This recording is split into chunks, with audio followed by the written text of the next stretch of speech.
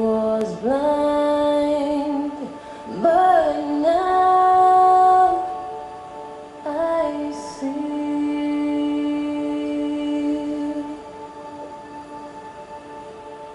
Was grace that brought my heart to fear, and grace my fears relieved. How precious is that grace appeared, the hour I first believed.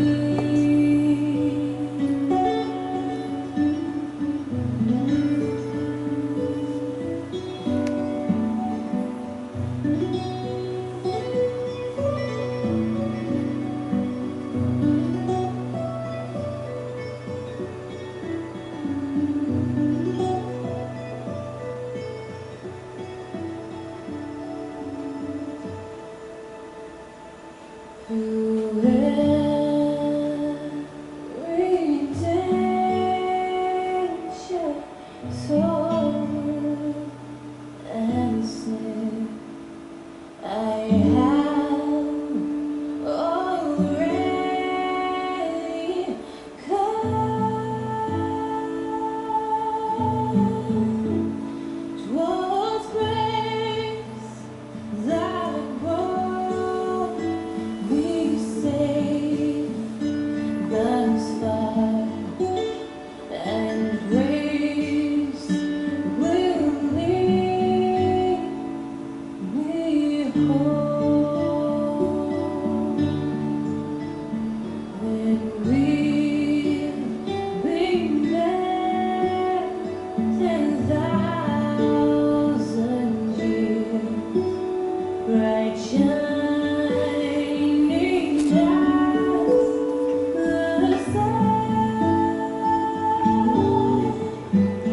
with no less days to see God's grace than when we first, than when we first, than when we first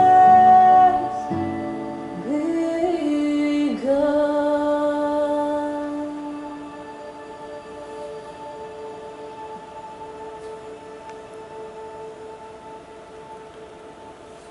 하나님, 우리가 우리 주 예수 그리스도를 통해서 아버지께서 우리를 사랑하신 그 사랑을 우리가 믿고, 그리고 믿음의 눈으로 바라보니 얼마나 커다란 영광이며 또 큰 은혜였는지를 봅니다.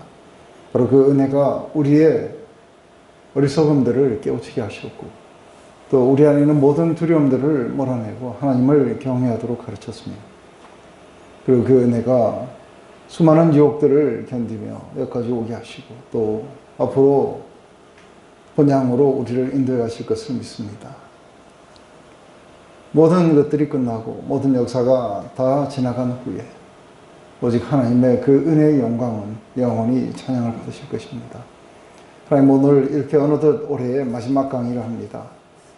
이 강의 안에서 하나님, 마지막 우리 가운데 가르쳐 주시고 또 보여줄 것을 말씀하시옵소서. 우리는 그 은혜의 영광을 우리는 이 땅에서 어떻게 반영을 해야 되는지 우리에게 명백하게 말씀하시옵소서. 예수님의 이름으로 기도드립니다.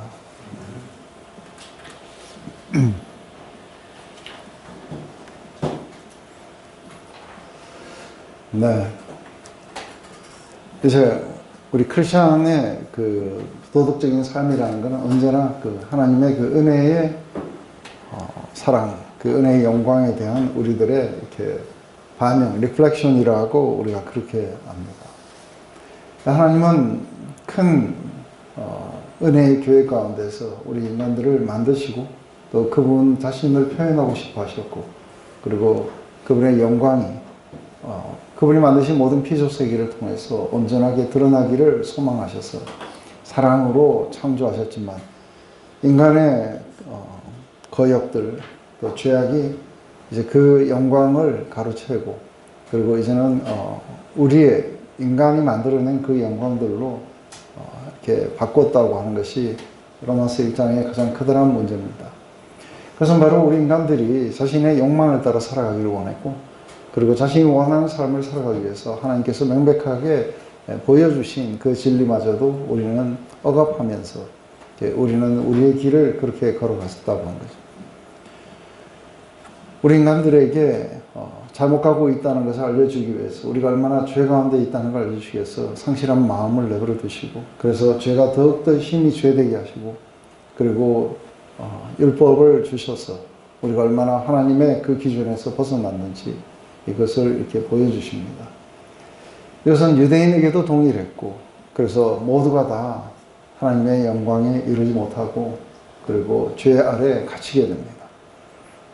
바로 이때에 이 모든 것도 하나님의 하나의 커다란 구원의 계획 가운데 한 파트인 것은, 모두를 갖다가 다 죄 아래로, 심판 아래로, 그리고 진노 아래로 이렇게 가두시게 된 것은, 이제 어느 인간이든 하나님의 은혜 없이는 절대로 이렇게 바로 설 수가 없다는 것을 알려주시기 위해서, 이제 우리의 노력과 전혀 상관없이 그리스도 예수 안에 있는 그 구속으로 말미암아 우리에게 값없이 은혜로 의롭다 하심을 허락해 주십니다. 이렇게 하나님의 은혜와 사랑 속에서 하나님이 우리를 의롭게 해주시는 것을 받아들인 이 인간들은 이제 그때부터 하나님께 모든 것들을 의존하고 위탁하고, 그리고 하나님과 자유로운 그런 교제를 가지고 또 사랑을 나누면서 하나님의 그 영광을 반영해 나갈 수 있도록 그렇게 우리를 인도해 가십니다. 이걸 위해서 예수 그리스도를 우리 가운데 보내주셨고, 또 우리에게 그분의 구원과 사랑이 뭔지, 은혜가 뭔지를 알려주시기 위해서 십자가에서 마지막 피 한 모금까지 다 흘리셨습니다. 뿐만 아니라 이것이 바로 우리의 마음 안에 온전하게 실체가 되게 하기 위해서 성령을 보내주시고, 우리의 마음을 완악하면서 돌이키게 하시고 부드럽게 만들으셔서 즐겁게 하나님을 사랑하며 따라올 수 있도록 그렇게 만들어 주신 겁니다. 이렇게 하나님의 은혜에 이렇게 사로잡혀서 이렇게 예수님을 따라가는 이 모든 자들에게는 계속해서 하나님이 그분의 영광을 보여주시고, 또 그분의 임재를 주셔서 우리 안에 계속해서 그 길을 더욱더 걸어갈 수 있도록 우리 내면 안에서 오셔서 이걸 강화시킵니다. 그래서 하나님의 은혜의 크기가 도대체 어딘지, 그 사랑이 얼마나 더 크다라고 무한한 것인지, 이것을 우리의 마음 안에 이렇게 비춰주실 때마다 우리는 점점 더 확장되어 가고, 우리는 그 받은 사랑을 우리 하나님뿐만 아니라 우리 이웃들에게도 이렇게 나타내게 됩니다. 그래서 가장 중요한 것은 이제 우리가 이런 사랑과 이런 은혜를 입었다는 것이 실체인 사람들에게 말합니다. 그렇기 때문에 형제들아, 이제는 지금부터 하나님이 우리에게 이런 커다란 자비를 베푸셨다는 이 관점 아래서 모든 것들을 바라봐야 된다. 바로 그런 관점 안에서 너희들을 권하노니 너희 몸을 하나님이 기뻐하시는 산제사로 드리라. 이것은 너희들의 모든 일상의 삶, 언행 심사를 그분이 기뻐하시는 그런 살아있는 그런 제사로 그분 앞에 드려라. 이것이 우리가 드려야 될 그런 영적 예배다. 이렇게 하나님의 은혜와 사랑을 깨닫고 그것에 반응하는 사람들은 이제는 그 반응하는 사랑으로 무엇이 하나님의 기뻐하시고 온전하시고, 그리고 그분의 거룩하신 뜻인지를 우리가 날마다 찾고 그것에 우리 자신을 갖다가 드리는 그러한 것이 이제 결국은 영적인 예배입니다. 그래서 이때에 상당히 중요한 것은 우리의 마음이 이제 이렇게 부드러워진 사람들에게는 우리의 생각의 영역이 상당히 중요해집니다. 그래서 이 생각의 영역은 옛날에 우리의 죄성에 사로잡혔을 때는 우리가 어떤 생각을 하게 됩니다. 근데 죄성에 사로잡힌 이 생각들은 우리로 하여금 스스로를 갖다가 이렇게 온전하게 만들게 하기 위해서 우리는 불안해지고, 그리고 염려의 삶으로, 그리고 결국은 시기와 질투와 이렇게 그런 삶으로 우리를 데려가게 될 거라는 거죠. 근데 하나님이 우리를 의롭게 해주시고 우리의 모든 죄를 제거해 주시고 우리를 하나님 앞에 온전하게 세워주셨고 이 모든 것들이 하나님의 사랑의 결과고 또 은혜의 결과라는 것을 이것을 믿게 된 사람들은 이제는 또 영의 어떤 생각을 하게 됩니다. 그런데 이 생각은 계속해서 성령 안에서 하는 생각이기 때문에 우리에게 생명과 평안으로 우리를 인도해 주게 될 거라고 하는 거죠. 그래서 하나는 우리를 날마다 하나님의 영광스러움으로 우리를 데려가는 생각이고 하나는 날마다 우리를 갖다가 염려와 불안과 파괴로 데려가는 생각이 있다는 거죠. 그런데 여기에 가장 중요한 것은 우리가 우리의 욕망에 사로잡혀 있을 것이냐 아니면은 하나님의 성령의 지배를 받을 것이냐. 하나님의 성령의 지배를 받았다는 것은 하나님의 은혜와 사랑의 지배를 받고 있다는 그 의미입니다. 그래서 이것은 그리스도의 사랑의 통치를 갖다가 또 은혜의 통치를 우리가 받아들이는 것을 의미하게 됩니다. 그때 우리들은 거기에 걸맞는 생각들을 하게 될 거라는 것이죠. 근데 대부분의 사람들 사이에서는 이게 번갈아 가면서 나타나기도 하고 때로는 어느 한쪽이 상당히 이렇게 길게 지배하기도 하고 또 어떤 사람들은 가끔 가다가 영의 생각을 하기도 하고 이렇게 되기도 합니다. 하지만 이제 이렇게 그 사랑과 은혜를 자각하고 깨달은 날로부터 이것이 이제 점점 더 깊이 깨달아질수록 점점 더 영의 생각을 하게 되고 우리 삶에는 하나님의 사랑이 더 이렇게 깊이 드러나게 됩니다. 이게 이제 상당히 중요한 거죠. 근데 여기에서 이제 우리가 한 가지 아는 거는 이제 율법주의 아니면 반응적 율법주의 그 다음에 복음주의 이러한 것들은 도대체 뭘 의미하는지. 그래서 우리가 로마서는 다 했지만 갈라디아서의 5장과 6장을 통해 가지고 조금 더 이렇게 보충을 하고자 합니다. 그래서 우리 갈라디아서 이렇게 5장을 우리 여러분들이 다 같이 한번 읽어보시기 바랍니다. 시작.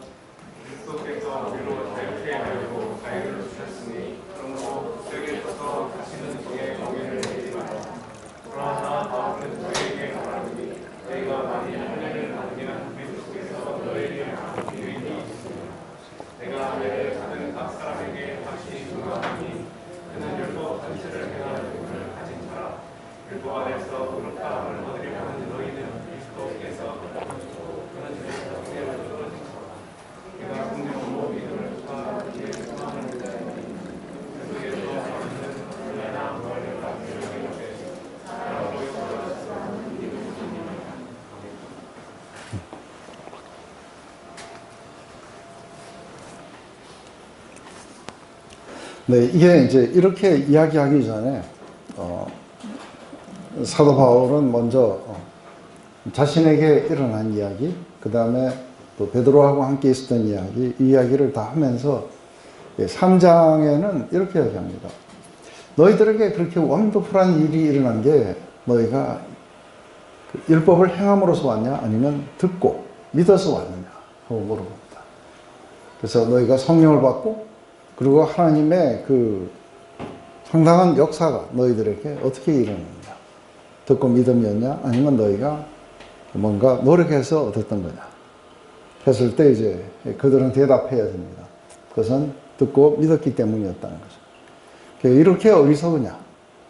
그렇게 원더풀한 것이 너희가 듣고 믿음으로 일어났다면 그 믿음이 강화되어야 되는데 왜 다시 전혀 그런 것들이 일어나지 않는 율법의 행위로 너희가 돌아가려고 하느냐 하고 이제 3장에서 그렇게 이야기를 하고 4장에서는 이제 아브라함과 그리고 또 아브라함의 믿음 그리고 이삭과 그리고 또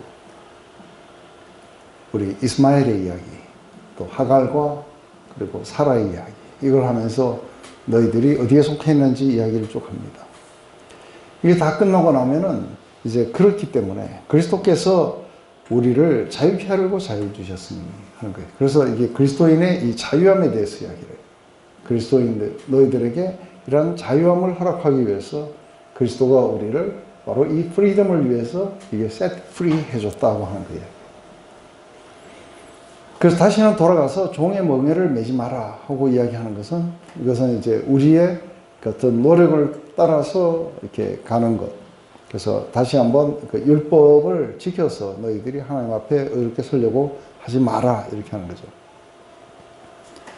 근데 보라, 나 바울은 너에게 말하노니 너희가 만일 할례를 받으면 그리스도께서 너희에게 아무 유익이 없느니라. 그래서 할례를 받는다는 것은 이렇게 율법을 갖다가 이렇게 대표했던 거예요. 그래서 할례를 받는다 이렇게 하는 것은 유대 율법주의자들이 와서 이제 뭔가 그렇게 믿음으로 의롭게 된 사람들은 이제 법을 지켜야 된다 하고 이렇게 이야기를 함으로써 사실은 이제 할례도 받으라고 하는데 이제 모든 율법의 그런 많은 이야기들 가운데 가장 대표적인 하나가 할례였어요. 그죠? 근데 만약에 할례를 받으면 하고 이야기해요. 너희가 할례를 받으면 그리스도께서 아무 유익이 없다. 이것은 둘 중에 하나라는 거예요. 이거면 이거고 저거면 저거지 이 둘 다가 되지 않는다는 거예요.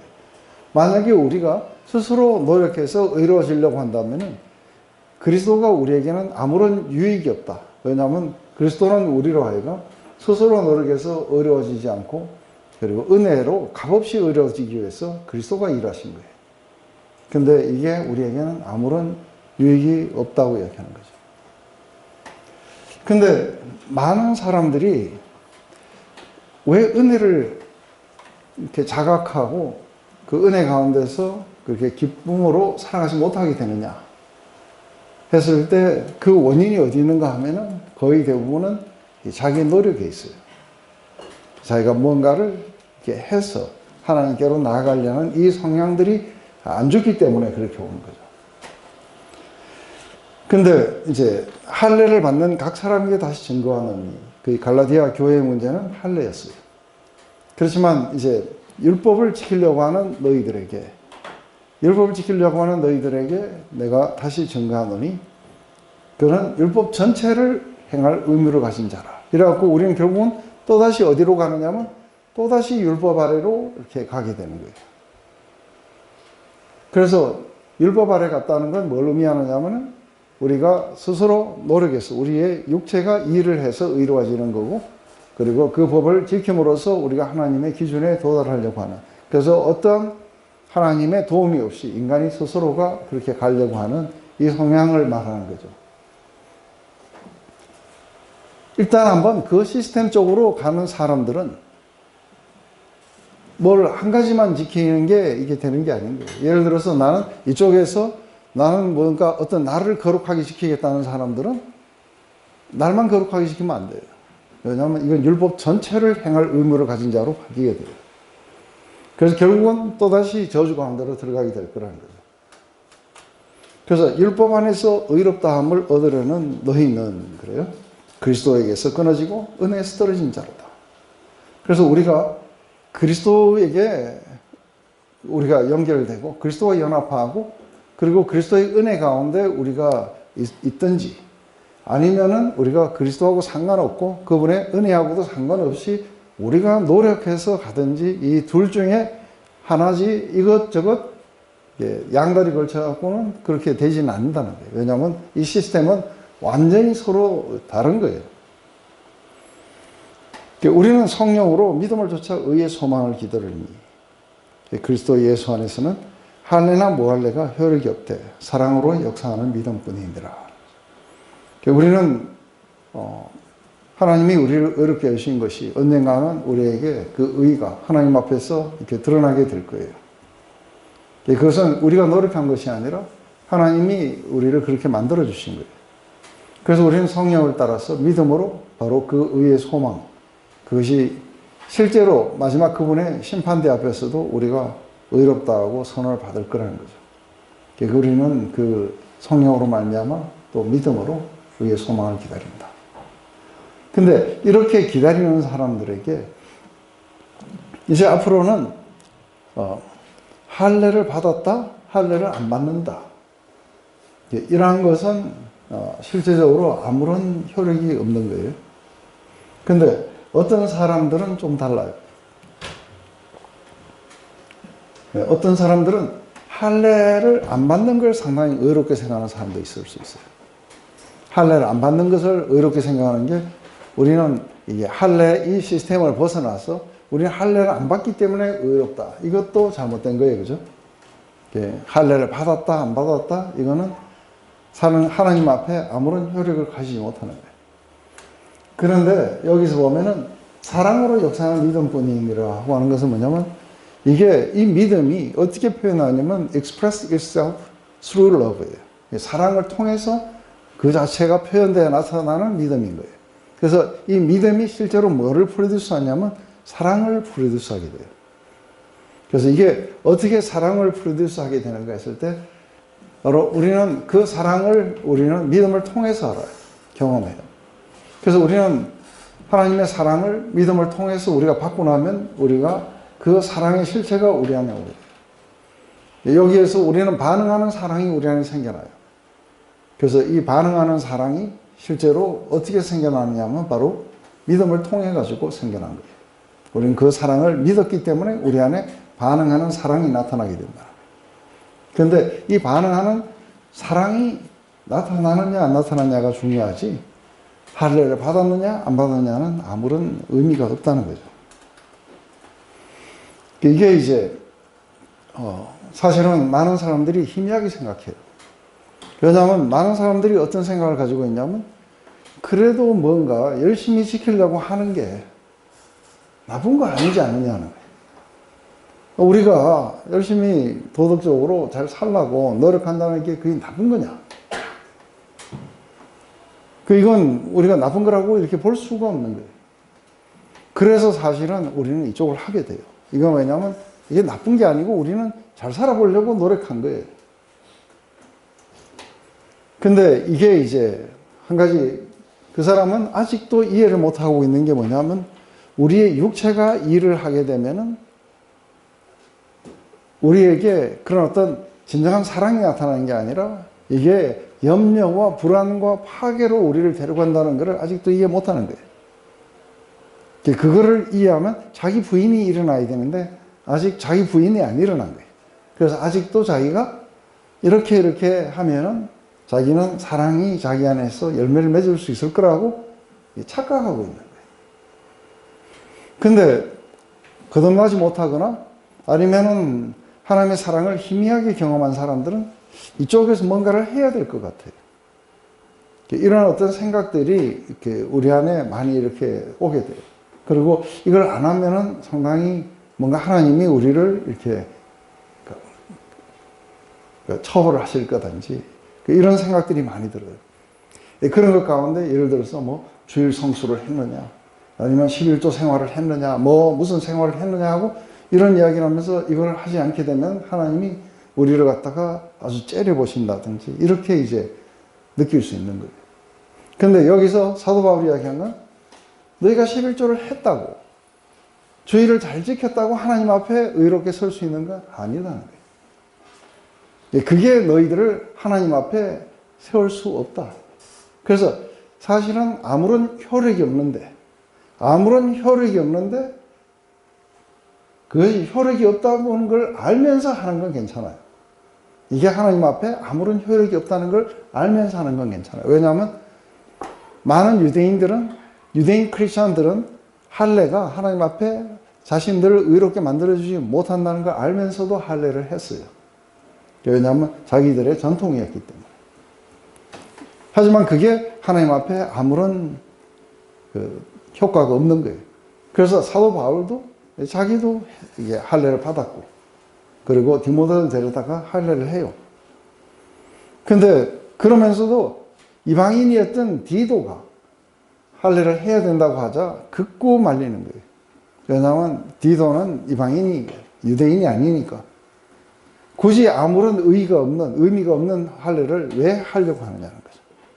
그래서 이거는 만약에 디도가 할례를 함으로써 뭔가 의로워진다는 어떤 냄새를 풍길 수 있기 때문에 디도는 이제 적극적으로 하지 못하도록 이렇게 막은 거예요.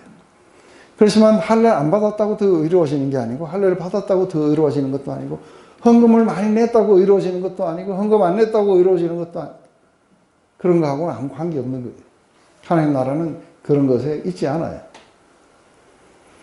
하나님 나라는 우리가 술을 마실 수 있다, 없다, 또 주일날 뭐 빠질 수 있다, 없다, 이런 거에는 하나님 나라가 있지 않아요. 하나님 나라는 어디 있냐면 성령 안에 있어요.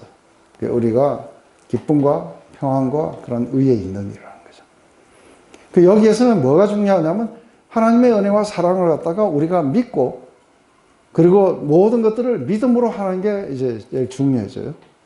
그래서 우리가 지난 시간에 그걸 배웠어요.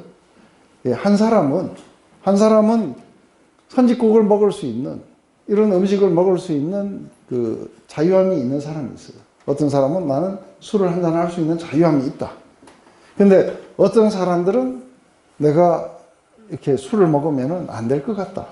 그리고 이런 고기도 먹으면 안 될 것 같고, 이런 거를 하면은 하나님 앞에서 뭔가 죄가 되는 것 같다.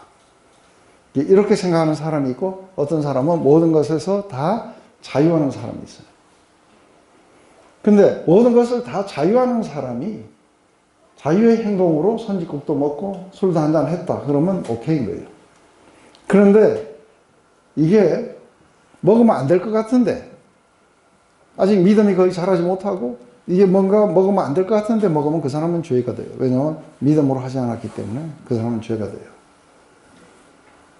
그래서 우리가 지난 시간에 어떤 사람에게 똑같은 행동인데 한 사람에게는 죄가 안 되고 한 사람에게는 죄가 되는 거는, 그 사람은 자기가 의심하고 먹었기 때문에 죄가 돼요. 또 하나는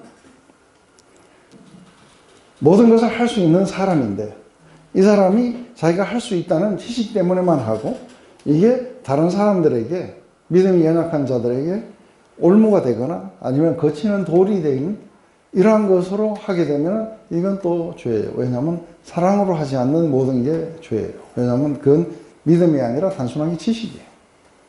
그런데 참된 믿음은 사랑을 프로듀스하기 때문에 지금부터는 내가 먹을 수 있다 없다, 할 수 있다 없다가 중요한 게 아니고, 이게 다른 사람들에게 유익이 되느냐 안 되느냐가 지금부터는 상당히 중요해지는 거예요. 그래서 모든 것들을 다 할 수 있는 자유함이 있다고 그랬어요, 크리스천들에게. 저에게 술도 먹고 담배도 피고 뭐도 할 수 있는 자유함이 있어요. 근데 다 유익한 건 아니에요. 그죠? 다 다른 사람들에게 덕을 세워주고 이런 게 아닌 거예요. 지금부터는 저를 거하는 것은 할 수 있다 없다가 아니고, 이게 사랑으로서 다른 사람들을 빌드업하고 덕을 세우고 하느냐 아니냐의 문제인 거예요. 이게 이제 상당히 이렇게 헷갈리는 거예요. 많은 사람들이 성령 안에 살아가는 삶이 굉장히 많이 헷갈리게 되는 이유가, 이게 모든 것들을 할 수 있다 없다에 지금까지는 그렇게 살고 왔어요. 그죠? 그래서 우리가 교회 안에서 보면 뭐 크리스찬이 이런 걸 할 수 있냐 없냐 이 이야기들을 많이 해왔는데, 지금 사도 바울은 모든 걸 다 할 수 있다고 이야기해요.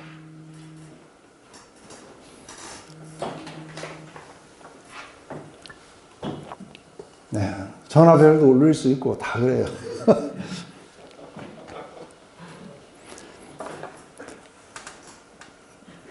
근데 중요한 건 우리가 의로워지는 거는 그거하고 상관이 없이 의로워졌어요. 우리가 의로워진 건 어떻게 해서 의로워졌냐면, 예수님이 오셔서 십자가에서 우리의 모든 죄를 처벌하심으로, 그것을 우리가 믿음으로 받아들였기 때문에 우리가 의로워진 거예요. 그래서 우리가 뭔가를 행했다 안 했다 하고 상관없이 우리는 의로워진 사람들이에요. 그래서 이렇게 의로워졌기 때문에 이 의로움은 믿음으로 말미암아 온 것이고, 그리고 이 믿음이 내 안에 사랑으로서 살아갈 수 있도록 나에게 사랑을 프로듀스 했던 거예요. 그래서 이게 사랑으로 역사하는 믿음만이 중요하다는 거죠. 할례를 했다 안 했다, 내가 이런 걸 했다 안 했다, 이런 거 이제 사라져야 되는 거예요. 근데도 아직도 뭔가를 할 때 실제로는 우리가 하나님을 향해서 열매 맺어 자라가려면 율법의 모든 그 요구로부터 완전히 죽어야 돼요. 율법과 완전히 사별을 해야 우리가 하나님을 향해 열매 맺을 수 있다고 이야기해요. 근데 이게 사실 쉽지가 않아요. 이게 사별을 했는데도 이게 전 남편의 그 환상이 밀려와가지고 우리한테 또 두려운 거예요. 그래서 사실은 이게 쉽지가 않아요. 이게 이제 우리 베드로에게도 있었던 이야기가 이제 갈라디아서 2장에 나온다고 했어요. 그죠? 베드로와 그리고 바울과 바나바 그리고 몇몇의 유대인들과 이방인들이 모여서 이제 식사를 했는데 거기에 아마 제가 생각할 땐 선짓국이나 족발 같은 게 나왔을 거라고요. 근데 분명히 우리가 법에는 이런 부정한 동물을 먹지 말라고 되어 있어요. 근데 이들은 이걸 먹은 거예요, 같이. 안디옥은 이방인 지역이에요. 거기에서 이제 이걸 먹고 있었는데 유대로부터 이제 어떤 유대 교회에서부터 사람들이 오니까 베드로가 이렇게 도망을 간 거예요. 왜 도망을 간 거냐 했을 때 이제 뭔가가 예루살렘 교회가 알면 별로 좀 좋지 않을 거라고 이렇게 생각하는 거죠. 그러면서 도망을 갔어요. 바로 이때에 이제 사도 바울이 이것을 아주 굉장히 클리어하게 분석해서 베드로에게 이야기했어요. 그것은 원래 우리는 이방인이 아니고 유대인이었다. 그래서 우리는 이런 걸 먹지 말라는 거 어릴 때부터 이렇게 배워서 자라왔는데, 근데 어느 날 이런 걸로 우리가 하나님 앞에 우리를 의롭게 세우지 못한다는 걸 알고, 오직 그리스도 예수 안에 있는 그 구속으로 우리는 의롭게 된다는 걸 알고 이걸 버렸다는 거예요. 버리고 이제 우리는 그리로 갔다는 거예요. 그래서 우리는 자유함 속에서 같이 앉아가지고 선지국도 먹고 족발도 먹고 했다는 거예요. 그런데 갑자기 이제 예루살렘 교회에서 누가 오니까 베드로가 죄의식을 느낀 거예요. 그리고 도망을 가고 바나바와 그리고 나머지 사람들도 같이 외식하게 됐다는 거죠. 그렇다면은 왜 베드로 너는 이미 이걸 갖다가 떠났는데 왜 죄의식을 느끼게 됐냐는 거예요. 그것은 둘 중에 하나라는 거예요. 그거는 그리스도가 우리를 말로 현혹해 왔고, 그래서 법을 안 지키는 것들로 떠나가지고, 그래서 우리로 하여금 죄 짓게 만드는 것. 그게 첫 번째 케이스예요. 그죠? 그렇게 될 수 있다. 근데 그럴 수는 없지 않느냐는 거예요. 그렇다면 실제적으로는 너희가 왜 다시 너희는 죄의식을 느끼게 되었느냐 했을 때, 너희가 한때 무너뜨렸던 이 율법의 기준들을 너희 안에 다시 세우기 때문에, 그것 때문에 너희들은 또다시 범죄자로 이게 밝혀지게 되는 것이다. 근데 사실 많은 사람들이 실제로 그리스도와 상관없이 자기의 행위로 의로워졌다가 불의해졌다가 막 이래요. 그러면서 내가 이유를 안 지켰네, 내가 이렇게 됐었네 하고 이런 걸 가지고 왔다리 갔다리 하지. 그래서 왜 이 사람들은 성경을 읽어보면서 어떤 걸 읽으면서 마음이 막 무겁고, 그죠? 왜 그러냐면 이게 안 죽었어요, 아직. 법이 아직 자기 안에서 안 죽은 거다. 이걸 그래서 로마서 7장에서는 사별하라 그래요, 그죠? 사별을 해야 자유해서 그리스도에게로 이렇게 시집갈 수 있는 거예요. 그래야 하나님을 향해 열매 맺어 자랄 수 있다. 근데 많은 사람들의 심령 속에서는 아직도 법이 안 죽은 거예요. 법이 안 죽기 때문에 원더풀한 게 안 일어나는 거예요. 왜냐면 이 원더풀한 거는 믿음을 통해서 일어나게 돼 있어요. 하나님이 오셔서 우리 안에 아주 능력을 행하시고 우리에게 굉장한 삶의 체인지를 일으키는 건 믿음이었지, 우리가 이 법을 지키는 게 아니었는데도 불구하고, 참 아이러니하게도 이게 안 죽어가지고 아직도 우리는 뭔가 이쪽에서 법 아래서 뭔가 사는 것이 조금 더 우리에게 익숙해서 그런가 봐요. 이게 다 죽고 완전한 믿음으로 간다는 게 이게 참 사실 이제 죽는 날까지 이제 싸워야 되는 그런 것들일 거라고 봐요. 정말 우리 삶에 하나님의 그 사랑이 풍성하려면은 우리가 믿음으로 하나님의 사랑을, 하나님의 그 구속적 사랑을 갖다가 우리가 알고 믿어야 돼요. 그 사랑의 크기가 얼마인지를 갖다가 우리가 알고 우리가 믿고 경험해야 돼요. 그래야 우리 안에 사랑이 풀이돼서 나오는 거예요. 이게 유일한 길임에도 불구하고 이게 복음의 길이에요. 그럼에도 불구하고 사실은 많은 사람들이 그렇지 못하는 게 참 안타까운 거죠.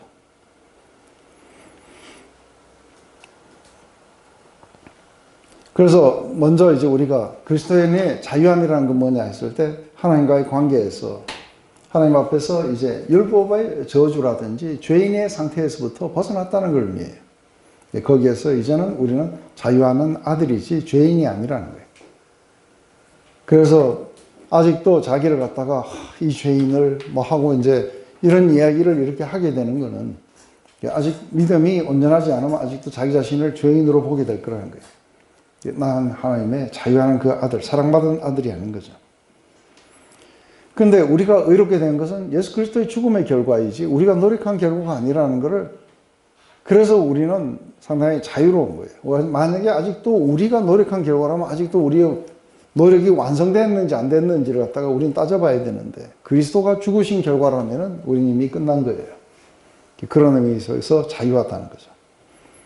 그리고 성령 안에 사는 삶이에요. 법 아래가 아니라 성령 안에 삶이에요. 그래서 법 아래 사는 삶과 성령 안에 사는 삶이라는 건 완전히 다른 삶이에요. 그래서 법을 떠났다는 것을 우리가 성령 안에, 그래서 성령이 우리에게 그 성령 안에 사는 삶이라는 것은, 성령님은 한마디로 말해서 우리에게 능력을 부여해 주셔요. 근데 어떻게 부여해 주냐면 바로 하나님의 사랑과 은혜를 우리의 마음 속에 실감되게 하셔서 우리가 사랑으로 살아갈 수 있도록 능력을 부여하시는 분이에요. 그래서 한마디로 말하면 이쪽에서는, 우리가 율법 아래서는 뭐든지 자기가 다 해야 돼. 그런데 이게 성령 안에 사는 거는, 이게 믿는 것 이외에는 전부 하나님이 다 하시는 거예요. 하나님이 하시는 걸 믿음으로 받아들이는 삶이고, 한쪽은 자기가 다 해야 되는 삶이에요. 이게 처음 우리의 그 죄가 생겨나는 것도 하나님이 우리에게 주신 걸 믿음으로 받아들이지 않고 스스로가 노력하려고 했던 거기서 생겨난 거예요. 그래서 구원은 값없이 은혜로만 돼야 돼요. 그래야 하나님 앞에 어느 누구든 자기 자신을 갖다가 자랑하는 자들이 없을 거라는 거예요. 그래서 하나님이 모든 것들을 은혜로 주신 것을 우리가 받아야 우리 안에 그 은혜의 영광을 찬미하게 되고, 거기에 반응하는 사랑이 일어나게 되고, 그리고 우리도 그 은혜의 영광으로 우리도 바뀌어갈 수 있는 유일한 것이 바로 그거예요. 그래서 이러한 것들을, 이러한 관계를 아주 리얼하게 만들어주시는 분이 성령이시기 때문에 성령 안에 사는 삶이라 그래요. 법 아래 사는 삶은 그것과 상관없이 자기가 육체가 스스로 노력해서 가는 삶이죠.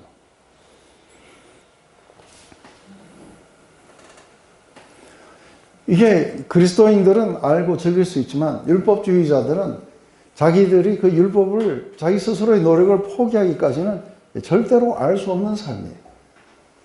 그런데 많은 사람들이 왜 안 될까 하고, 내가 뭘 하면 될까 하고 이런 이야기들을 많이 해요. 내가 어떻게 하면 될까? 근데 어떻게 하면 되는 게 아니라 그냥 받으면 돼요. 그죠? 그냥 그것을 받으면 되는데 어떻게 하면 될까 하고 이렇게 하는 것이죠.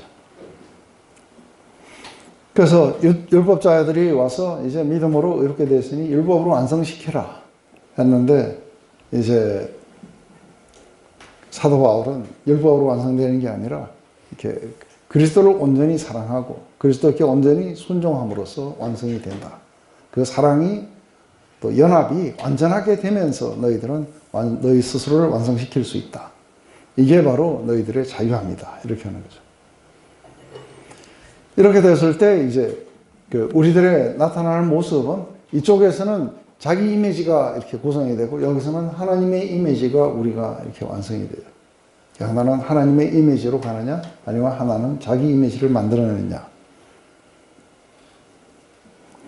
이렇게 믿음으로 왔는 우리들의 삶 안에는 이것이 꼭 틀림없이 오늘 그 이야기처럼, 영어로는 사랑으로 역사하는 믿음이라니까 좀 모호해요. 그죠?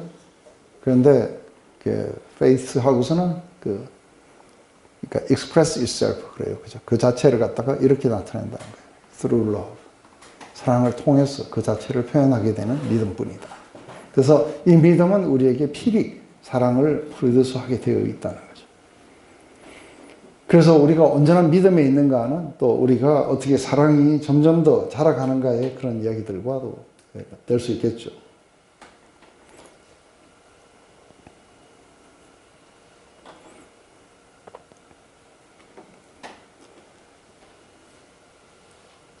형제들아, 너희가 자유를 위하여 부르심을 입었으나 그러나 그 자유로 육체의 기회를 삼지 말고 오직 사랑으로 서로 종노릇하라. 온 율법은 내 이웃을 사랑하기를 내 몸같이 하라신 말씀에 이뤘나니 만일 서로 물고 먹으면 피참 얼마나 조심하라. 지금 이제 우리가 크리스찬의 자유함이라는 거는, 크리스찬의 자유함이라는 건 사실상은 이제 우리를 이렇게 이래야 된다 저래야 된다 하는 법은 없어요. 이제 우리는 법하고 이제 상관없어요. 모든 법과의 관계를 그리스도가 끝내주셨기 때문에 우리는 지켜야 될 법도 없고 아무것도 없어요. 근데 우리는 어디에 의해서 조정을 당하고 있냐면 우리는 사랑과 은혜에 의해서 우리는 조정을 당하고 있는 거예요. 그래서 우리가 뭘 하더라도 그리스도의 사랑이 우리를 강권하는 거고 그 은혜가 우리로 하여금 자발적으로 이걸 하도록 그렇게 만들어가고 있어요. 근데 많은 사람들이 이제 우리가 뭐든지 다 할 수 있어요, 여러분들이. 그러면은 이제 이것을 갖다가 어떻게 생각할 수 있냐면 그러면 내가 내 욕망대로 살아도 되겠구나 이렇게 하고 살아가는 사람들은 실제로 이게 크리스천 자유함으로 가는 게 아니라 속박으로 가게 돼요. 죄의 속박으로 가게 돼요. 왜냐하면 이게 진짜로 믿어졌을 때는 자기 욕망을 따라 살아가야 되겠다고 이렇게 생각하지 않게 되죠. 왜냐하면 이 사랑과 은혜는 그리스도와 연합하게 해줘요. 그래서 우리가 의로워진 것은 그리스도가 의로움이 우리의 의로움이 되고 그분의 구속이 우리의 구속이 되고 그리고 그분의 죽음이 우리의 죽음이고 그분의 부활이 우리의 부활이 되고 그래서 모든 것들이 우리께 되는 거예요. 우리의 죄가 그분에게 전가되어서 그분이 우리의 죽음을 죽으신 거예요. 근데 이게 이제 이렇게 모든 법이 없으면 우리가 막 살아도 되느냐 하는 이야기는 로마서 6장에 나와요. 그죠? 그럴 수 없다. 왜냐하면 너희들은 그리스도와 하나가 되었기 때문이다. 그리스도와 하나가 된 사람들은 오히려 이제 이 법을 문구로 지키는 게 아니라 이 법이 포인트였던 사람, 하나님을 사랑하고 그리고 내 이웃을 사랑하라는 바로 이것을 향해 우리가 가게 되어 있다는 거예요. 그렇지만 이제 육체 쪽으로 가게 되면 서로 물고 먹으면서 피차 이렇게 멸망하는 쪽으로 이렇게 가게 될 거라고 이야기를 해요. 그래서 이거는 상당히 잘못된 사랑이다. 이러면서 이제 이 두 가지의 삶에 대해서 이게 나와요. 조금 전에요. 네. 온 율법이 이웃 사랑하기로 거기서 이웃 사랑하는 말이 요약된다는 말을 하나님 사랑에 빠져 있어서 하나님 사랑을 전제로 이웃 사랑 그러니까 온 율법이 이웃 사랑으로 이렇게 요약되는 것 같이 네. 좀 써져 있어가지고 하나님 사랑은 그러면 진짜 이웃을 사랑하려면 하나님 사랑을 그건 전제가 돼야 되니까 너무 당연해서 안 쓴다. 그렇죠. 하나님 사랑, 이웃 사랑. 네. 그래서 여기서 이제 여기 보면 온 율법은 그 첫 번째 계명이 하나님을 이렇게 사랑하고 그 다음에 두 번째 계명이 내 이웃을 사랑하는데 하나님을 사실 사랑하는 것과 이웃을 사랑하는 거는 별 차이가 없어요. 왜냐하면 우리가 하나님을 사랑한다는 거는 도대체 어떤 걸까 하는 거예요. 그 하나님은 그 영이시기 때문에 뭐 우리가 식사 대접도 못하죠. 돈도 못 드리죠. 허가도 해드릴 수가 없어요. 그래서 하나님을 사랑한다는 건 결국은 뭐냐면 그분의 말씀을 따르는 거예요. 그게 뭐냐면 네 이웃을 네 몸처럼 사랑하라는 거죠. 그래서 우리는 내 이웃을 사랑함으로써 하나님을 사랑하는 걸 이렇게 나타내겠죠. 그래서 이제 이렇게 했을 거라고. 결국은 뭐 하지 마라 했던 모든 것들이 다 한마디로 줄이면 사랑하라는 말이었어요. 그게 실제로 성령 안에서 사는 삶은 또 믿음은 우리로 하여금 그 사랑의 삶으로 데려가게 될 거라는 거예요. 근데 우리가 육체 가운데 일하는 것, 그 육체 가운데 일하는 것은 이제 하나님의 영에 어떤 도움도 없이 우리가 스스로의 노력을 통해 가는 걸 육체가 일을 한다고 이야기를 해요. 그래서 한번 이 두 가지를 우리가 잠깐 보고 우리 잠시 쉬도록 하겠습니다. 내가 이르노니 너희는 성령을 쫓아 행하라. 그리하면 육체의 욕심을 이루지 아니하리라. 육체의 소욕은 성령을 거스리고 성령의 소욕은 육체를 거스리나니 이 둘이 서로 대적하므로 너희의 원하는 것을 하지 못하게 하려함이니라. 너희가 만일 성령의 인도하신 바가 되면 율법 아래 있지 아니하니라. 육체의 이런 현장이 곧 음행과 더러운 것과 호색과 우상 숭배와 술수와 원수 맺는 것과 분쟁과 시기와 분냉과 당짓는 것과 불리함과 이단과 투기와 술 취함과 방탕함과 또 그와 같은 것들이라. 저는 너희에게 경계한 같이 경계하노니 이런 일을 하는 자들은 하나님의 나라를 유업으로 받지 못할 것이고 오직 성령의 열매는 사랑과 희락과 화평과 오래 참음과 자비와 양성, 충성과 온유와 절제니 이 같은 것을 금지할 법이 없느니라. 그리스도 예수의 사람들은 육체와 함께 그 정과 욕심을 십자가에 못 박았느니라. 만일 우리가 성령으로 살면 또한 성령으로 행할지니 헛된 영광을 구하여 서로 격동하고 서로 투기하지 말지니라. 이게 먼저 성령을 쫓아 행하라 하면은 우리가 어느 한쪽에 이렇게 지배를 받으면 다른 한쪽의 지배가 사실상 사라지게 돼요. 그래서 우리가 믿음을 통해 갖고 성령에 이렇게 사로잡혀 있다면은 우리 안에 있는 모든 욕망들 이런 것들이 이렇게 죽는다는 걸 이렇게 경험하게 돼요. 그런데 우리가 이 욕망에 사로잡혀 갖고 살아가게 될 때는 성령이 우리를 갖다가 인도하는 게 이렇게 불가능해져요. 그래서 이게 와서 그냥 무조건적으로 우리를 데리고 가는 게 아니라 이게 우리에게 인격적으로 다가오시는 영이 있어요. 그래서 우리가 육체를 일을 하고 있는 한에는 성령께서 우리를 갖다가 이렇게 인도해 주지 못하게 되는 거예요. 그래서 이 육체의 소욕과 성령의 소욕, 이 둘은 서로가 서로를 갖다가 배제하게 돼 있어요. 그래서 우리가 육신에 있는 자들은 하나님을 기쁘시게 해드릴 수가 없어요. 이게 누구였냐면 우리는 육신에 있다고 이야기했을 때 여기 나오는 이런 어떤 나쁜 것들만 많이 이야기하는데 실제로 이게 나쁜 것들만 말하는 건 아니에요. 우리 육체가 일을 하는 거예요. 그렇다면은 바리새인들은 어땠을까? 바리새인들은 뭐 이렇게 술 취하거나 방탕하거나 그렇게 안 살았어요. 그들은 율법을 열심히 지키려고 살았어요. 그렇지만 이들은 하나님을 기쁘시게 해드리지 못했어요. 왜냐하면 그들은 하나님의 의를 모르고 자기의 의를 힘써 지켜 행하려고 하다가 망한 케이스들이에요. 그래서 이렇게 육신에 있는 자들은 하나님의 말을 듣지도 않을 거고 또 거기에 반응하지도 않을 거예요. 그들이 육신에 있기 때문이라는 거예요. 그런데 우리가 하나님의 영을 받으면 우리가 육신에 있지 않고 이제는 영에 있게 돼요. 그래서 하나님의 사랑과 은혜 그리고 예수님을 만난 그런 감격들 이러한 속에 우리가 이렇게 휩싸여 있게 되면 그때는 또한 우리가 우리의 뜻대로 살아가려고 하고 우리의 노력을 하고 이게 또 죽게 돼요. 그래서 이게 어느 쪽에 우리가 지배를 받고 있느냐에 따라서 완전히 다른 삶이 나타나게 될 거라는 거예요. 근데 육체의 일은 아주 현저하다는 거예요. 그래서 만약에 한 사람이 자기가 도덕적으로 살고 뭐 열심히 잘 살려고 노력하는 것까지 다 포함한 거예요. 다 포함해서 이걸 하게 되면은 이런 일이 일어나게 돼요. 그 중에서 어떤 게 있을 수 있냐 하면은 여기 보면 불리함이라는 게 있어요. 그죠? 당을 짓는 거, 시기, 분냄, 당 짓는 거, 이단, 투기 이런 것들은 어디서 나오냐면은 이게 우리가 하는 것이 옳다는 데서부터 오게 돼요. 그러면서 상대가 틀렸다고 보고 그들을 우리 속에서 잘라버리려고 해서 그래서 당짓고 분리하고 이런 것은 바리새인들에게서 나타났어요. 이러한 모든 것들이 실제로는 하나님의 뜻하고는 전혀 상관이 없이 지금 이루어지고 있었던 거죠. 이들이 그렇게까지 하나님의 그 율법을 쫓는다고 했던 사람들은 전부 다 우상 숭배를 했어요.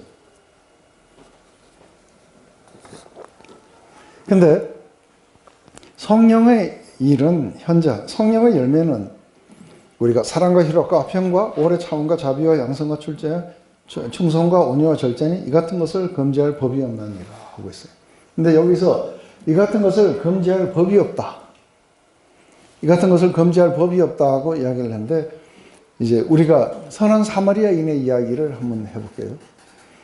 선한 사마리아인은 강도 만난 자를 이렇게 도와주려고 갔어요. 그래서 그 사람이 거의 맞아서 죽게 되었으니까 가서 치료도 해주고, 그 사람을 갖다가 도와가지고 병원에 데려가고 치료를 받게 하고, 그리고 병원비도 내주고 이렇게 하는 거예요. 그런데 이 사람에게 그렇게 하지 못하도록, 네가 왜 거의 죽어가는 사람을 네가 왜 돕느냐고, 이것을 하면 안 돼 하고 금지하는 법이 있을 수 있냐는 거예요. 여러분 생각은 어때요? 지금 이렇게 자기의 사비를 들여가지고 또 친히 가서 이렇게 많은 손해를 감수하고도 그 사람을 살리려고 지금 사랑으로 살아가는 사람이 있어요. 이 사람을 금지할 수 있는 법이 있어요. 율법에는 죽어가는 사람 가까이 가면 안 된다. 그러니까요. 이게 이제 바로 누구였냐면은 제사장과 레위인이었어요. 이렇게 하는 걸 금지하는 법이 있다고 생각하는 거예요. 그래서 이 사랑을 하면 안 된다고 판단하게 되는 그 법이 있을 수 있느냐는 거예요. 이렇게 성령의 열매가 자라가고 있는 사람들에게 이것을 금하는 법이 있을 수가 없다고 이야기합니다. 예수님이 그렇게 하셨어요. 그죠? 예수님이 안식일 날 사람들을 고쳐주시고 이렇게 하는데 왜 네가 안식일 날 고쳤냐고 해서 사람을 살리지 못하도록 하는 법이 있을 수 있냐는 거예요. 그런데 법 아래 있는 사람들은 그걸 고치면 안 돼요. 그래서 사실은 사랑이 아니라 뭐예요? 이들은 법이 상당히 중요해지고, 그리고 법 아래서 의롭게 어렵다함을 받으려고 하는 사람들은 바로 그런 사람들이라는 거예요. 그래서 이 사람들은 이 법을 가지고 뭘 하냐면 사랑을 금해요. 근데 온 율법은 이웃을 사랑하라는 그의 한마디에 다 녹아 들어가 있다 했는데, 근데 한 사람은 지금 그 법의 성취가 일어나고 있어요. 그래서 사랑하고 오래 참고 자비를 베풀고 이런 걸 하고 있는데, 네가 왜 자비를 베푸느냐고 이렇게 금하는 이 율법이라는 게 있을 수 있냐는 거예요. 근데 많은 사람들은 이 법에 가게 되면은 인간을 사랑하지 않게 돼요. 그 결과가, 그래서 이 같은 것을 금지할 법이 없네요. 이렇게 이야기하면서 그리스도 예수의 사람들은 욕심과 함께 그 정과 욕심을 십자가에 못 박으느니라. 그래서 그리스도 예수의 사람들은 더 이상의 이런 자기 스스로가 노력해서 의로워지려는 걸 전부 다 죽였던 사람들이에요. 이제는 그런 게 하나도 안 중요해요. 이제는 오직 그 사랑에 반응하는 사랑만 있을 뿐인 거예요. 이 사랑이 나타나는 자들에게 이것을 금지할 수 있는 어떠한 법도 있을 수가 없다. 그래서 우리는 성령으로 우리가 인도하심을 받고, 또 성령으로 우리가 살면은 성령으로 우리가 행하게 될 것이다. 그래서 이것은 성령으로 우리가 살면은 그래. 성령의 지배를 받고 살면은 우리가 노력해서 하는 게 아니라 성령이 우리를 행하게 만들어 주시는 거예요. 이 사랑이라는 건 그런 거예요. 그래서 우리 안에 사랑이 이렇게 프로듀스 되고 넘쳐서 우리가 행할 수 있도록 해주신 분이 누구냐면 성령님이신 거예요. 그래서 우리 육체가 행하는 게 아니라 성령이 행하도록 해주겠다고 하는 거예요.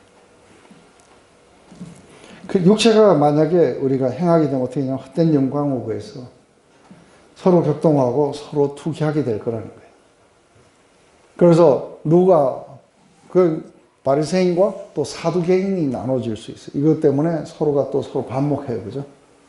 그래서 어느 문화냐에 따라서 좀 더 서로가 또 의시되기도 하고, 이러한 것들은 전부 다 헛된 영광을 구해서 서로 격동하고 시기하고, 이러한 것들은 육체가 일하는 것에 가면 꼭 나타나게 돼 있다는 거예요. 교회는 왜 싸울까요? 왜 장로 투표할 때에 돈도 쓰고 이렇게 할까요? 육체가 일하고 헛된 영광을 구해가지고 지금 쓸데없는데 돈 쓰고 이렇게 한 거예요. 이게 육체로 살아가는 거예요. 성령으로 살면은 성령으로 행해야 된다. 사랑이 우리의 모든 삶을 갖다가 지배하는 것이라 해야 된다는 거죠. 우리 잠시 쉬었다 갑시다.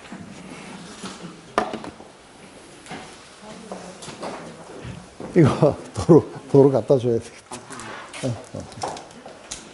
야, 그거 생각보다 무거운데?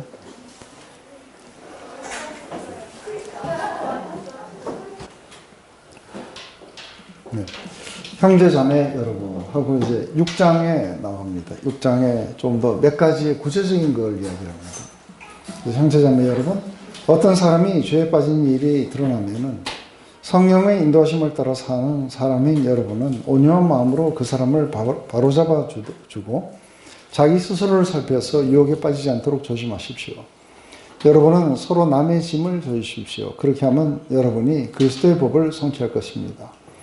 어떤 사람이 아무것도 아니며 무엇이 된 것처럼 생각하면 그는 자기를 속이는 것입니다. 각 사람은 자기 일을 살펴보십시오. 그러면 자기에게는 자랑거리가 있더라도 남에게까지 자랑할 것은 없습니다.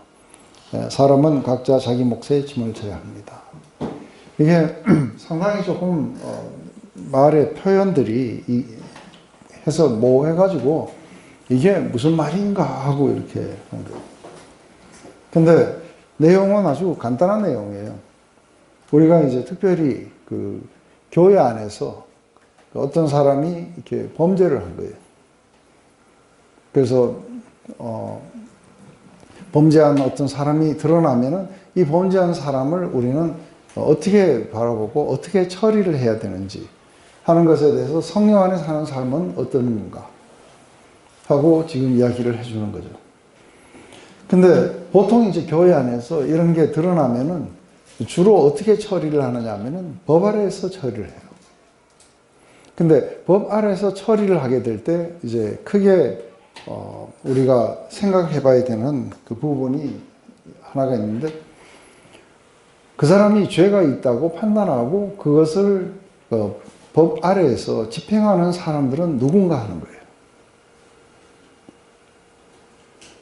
그래서 그것을 이렇게 집행하는 사람들은 어떤 사람들이길래 이제 이걸 집행할 수 있는가. 근데 한 사람의 이렇게 다른 사람의 죄를 갖다가 가지고 이걸 다룰 때에 이때에 많은 사람들이 어떤 거에 빠지냐면은 가늠한 여인에게 돌을 든 사람들처럼 바뀌게 돼요. 그 순간에는 자기가 어떤 사람인지를 잊어버려요. 그래서 우리가 이 사람의 죄를 우리가 단죄할 수 있다고 생각하는 거예요. 그렇게 되면은 이제 실제로 그러니까 완전하게 자기가 이렇게 되지 못하면서 어떤 사람이 아무것도 안 되면서, 이게 좀 말이 좀 있어요. 그죠? 아무것도 아니면서 하는데 이 사람이 온전하게 된 사람이라야, 죄가 없는 자라야 돌을 칠 수 있어요. 맞아요? 근데 그 사람이 그렇게 되지 못한 상황 속에서 어떻게 하냐면 무엇이 된 것처럼 생각하면 그는 자기를 속인다. 그런데 여기는 하나님은 만물이 여기심을 받지 않으신다. 그래서 마치 자기가 아무것도 아니면서도 마치 자기는 완전하게 된 자처럼 행동을 하게 되면 어떻게 돼요?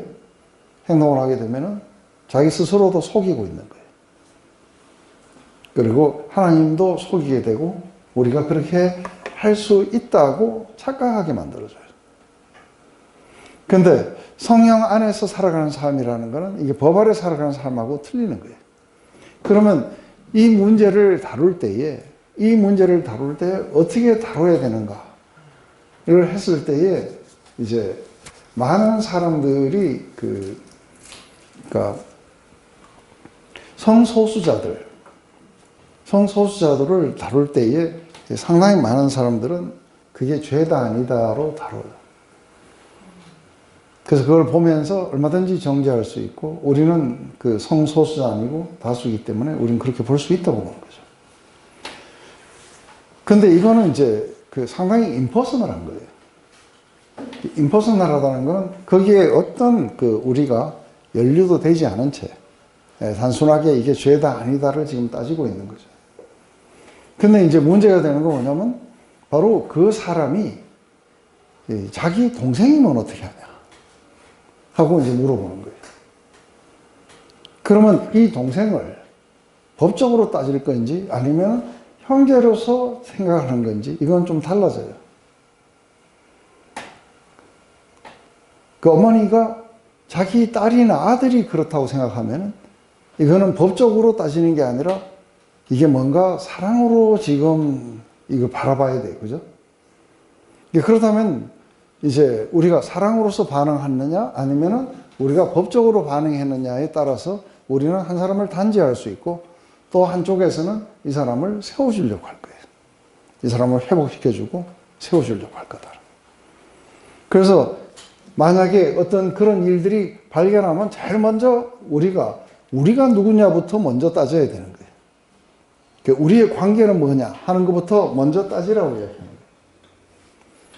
그래서 어떤 사람이 죄에 빠진 일이 있으면 성령의 인도하심을 따라 사람인 여러분은 그래요.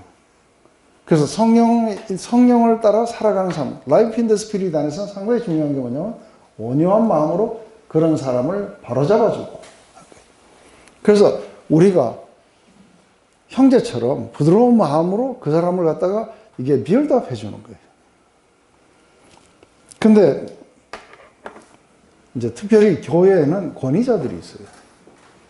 그 권위자들은 이 문제들을 갖다가 권위를 가지고 처리를 해야 된다고 생각하는 거예요. 근데 하나님이 내게 권위를 주셨다고 하는 것은 아무리 말해도 결코 내가 부끄럽지 않고 자랑스러운 것, 내게 많은 권위를 주셨다는 걸 자랑스러운 건 이게 뭐 하는 권위냐면 이 사람을 무너뜨리는 권위가 아니고 세우는 권위예요. 이게 사도 바울이 이야기한 거예요. 그래서 난 내게 주신 이 권위는 세울 권위밖에 없어요. 이 사람을 단죄해가지고 무너뜨리고 정죄하고 이런 권위가 아닌 거예요. 이게 성령 안에 사는 사람들의 이야기예요. 그래서 이 권위를 가지고 이 사람을 세워줘야 돼요.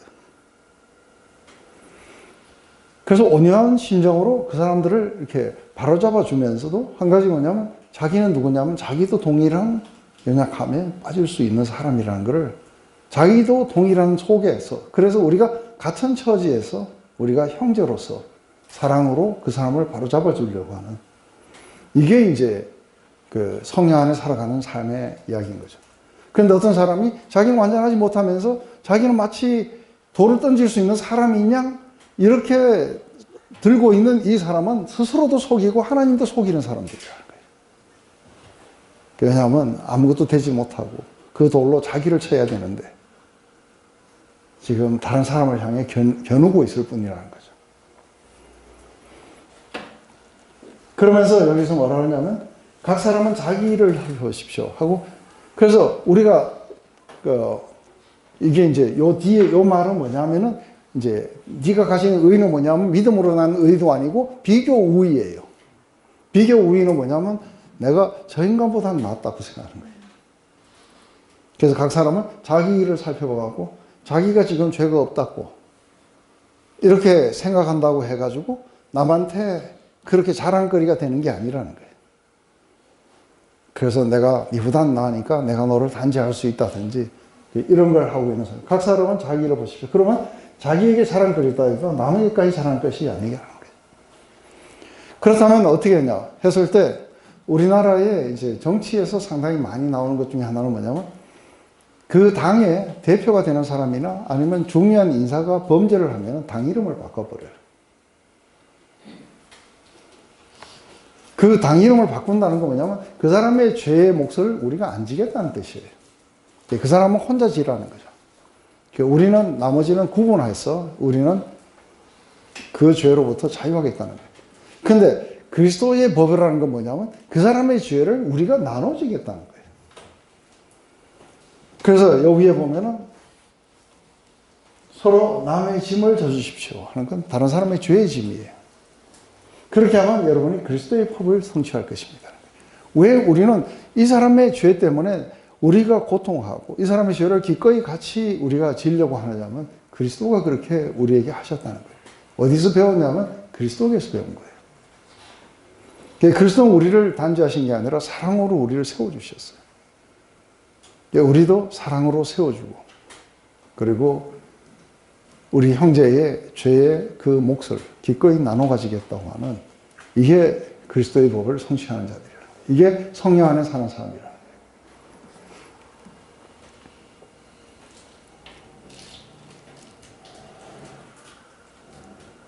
이게 이제 그 교회에 따라서 상당히 많이 이렇게 다른데 제가 처음 그 하와이를 갔을 때 여러분들 아주 세계적인 찬양 인도자가 있었어요. 여러분들도 많이 부른 찬양들인데 사랑하는 나의 아버지 이름 높여드립니다 하는 그 찬양을 썼던 바피츠가 있었어요. 근데 이 사람이 저는 하와이에 있는 줄 몰랐는데 갔는데 바닷가에서 이 사람을 만난 거예요. 보니까 지금은 이렇게 아무것도 안 한 채 스텝다운해서 2년간을 그렇게 스텝다운 했다 하더라고요. 그래서 왜 스텝다운 했는지 그렇게 하고 해봤는데 이 사람이 부인도 있고 자녀도 2명이 있었어요. 그런데 어떻게 해서 그런 게 나타나는지 저는 잘 이해는 안 되지만 이 사람이 동성연애의 관계가 됐었어요. 그래서 이 사람에게 어떻게 했냐면 회복할 수 있도록 그래서 시간을 정해줬어요. 2년이라고. 그렇게 해서 이 사람이 2년 동안 스텝다운 해가지고 이제 하나님과의 그런 어떤 회복의 시간을 이렇게 갖게 돼요. 그러고 나서 제가 거기에 하와이에 있을 때에 이 사람이 컴백했어요. 제일 먼저 금요일 날 YM에서 컴백을 해줬어요. 그때에 가지고 나온 그 찬양이 뭐냐면 He will come and save you 하는 거예요. 그것도 상당히 많이 이렇게 널리 이렇게 알려지게 된 찬양곡이에요.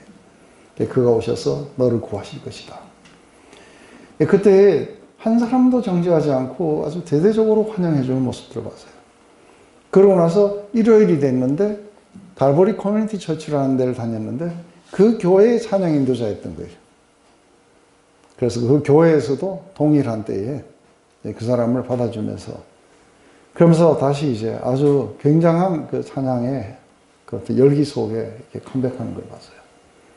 여러분들이 그 고든 맥도날드라고 하는 이 사람도 동일한 그런 어떤 연약함 속에 있었는데 교회가 1년 동안 그런 어떤 자숙의 기간을 하도록 해주고 1년 후에 다시 받아가지고 이 사람은 그 전보다 훨씬 더 아주 세계적인 목사가 됐어요. 그래서 영적 성장과 내면식의 질서 이라는 책을 갖다가 이렇게 쓴 사람이에요. 근데 굉장히 많은 그 사례들이 이렇게 성령 안에서 사랑으로 이렇게 회복시켜준 케이스들이 있고 그리고 단죄하는 케이스들이 있었어요.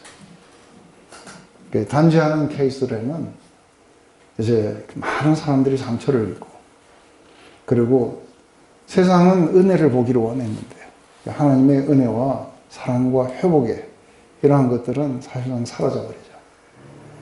그리스도의 법은 성취되지 않고 그리고 마침내 율법이 승리를 하는 그런 것들을 이렇게 보게 되죠. 이게 이제 우리가 모든 범죄한 사람들을 이렇게 바라보는 우리들의 성령 안에서 살아가는 사람들은 사랑의 지배를 받는 사람들이에요. 그래서 사랑으로 이렇게 그 자체를 표현하는 믿음뿐이라고 하는 거예요. 이 사랑은 우리가 지식을 말하는 것도 아니고 이 사랑은 다른 사람에게 유익이 되고 그 사람을 빌드업해주고 그리고 그 사람을 자라게 해줄 수 있는지 그게 상당히 중요한 거예요. 이렇게 하는 사람들이라야 아까 성령의 열매 중에서 뭐도 있어요? 오래 참음들, 자비 이런 것들이 어떻게 자라갈 수 있겠어요? 이렇게 하면서 우리는 그리스도처럼 자라가는 거예요. 이건 성령 안에 살아가는 사람들에게만이 나타나는 거예요. 법 아래서는 그게 있을 수가 없는 거예요. 이게 이제 첫 번째의 그 이야기들인 거죠.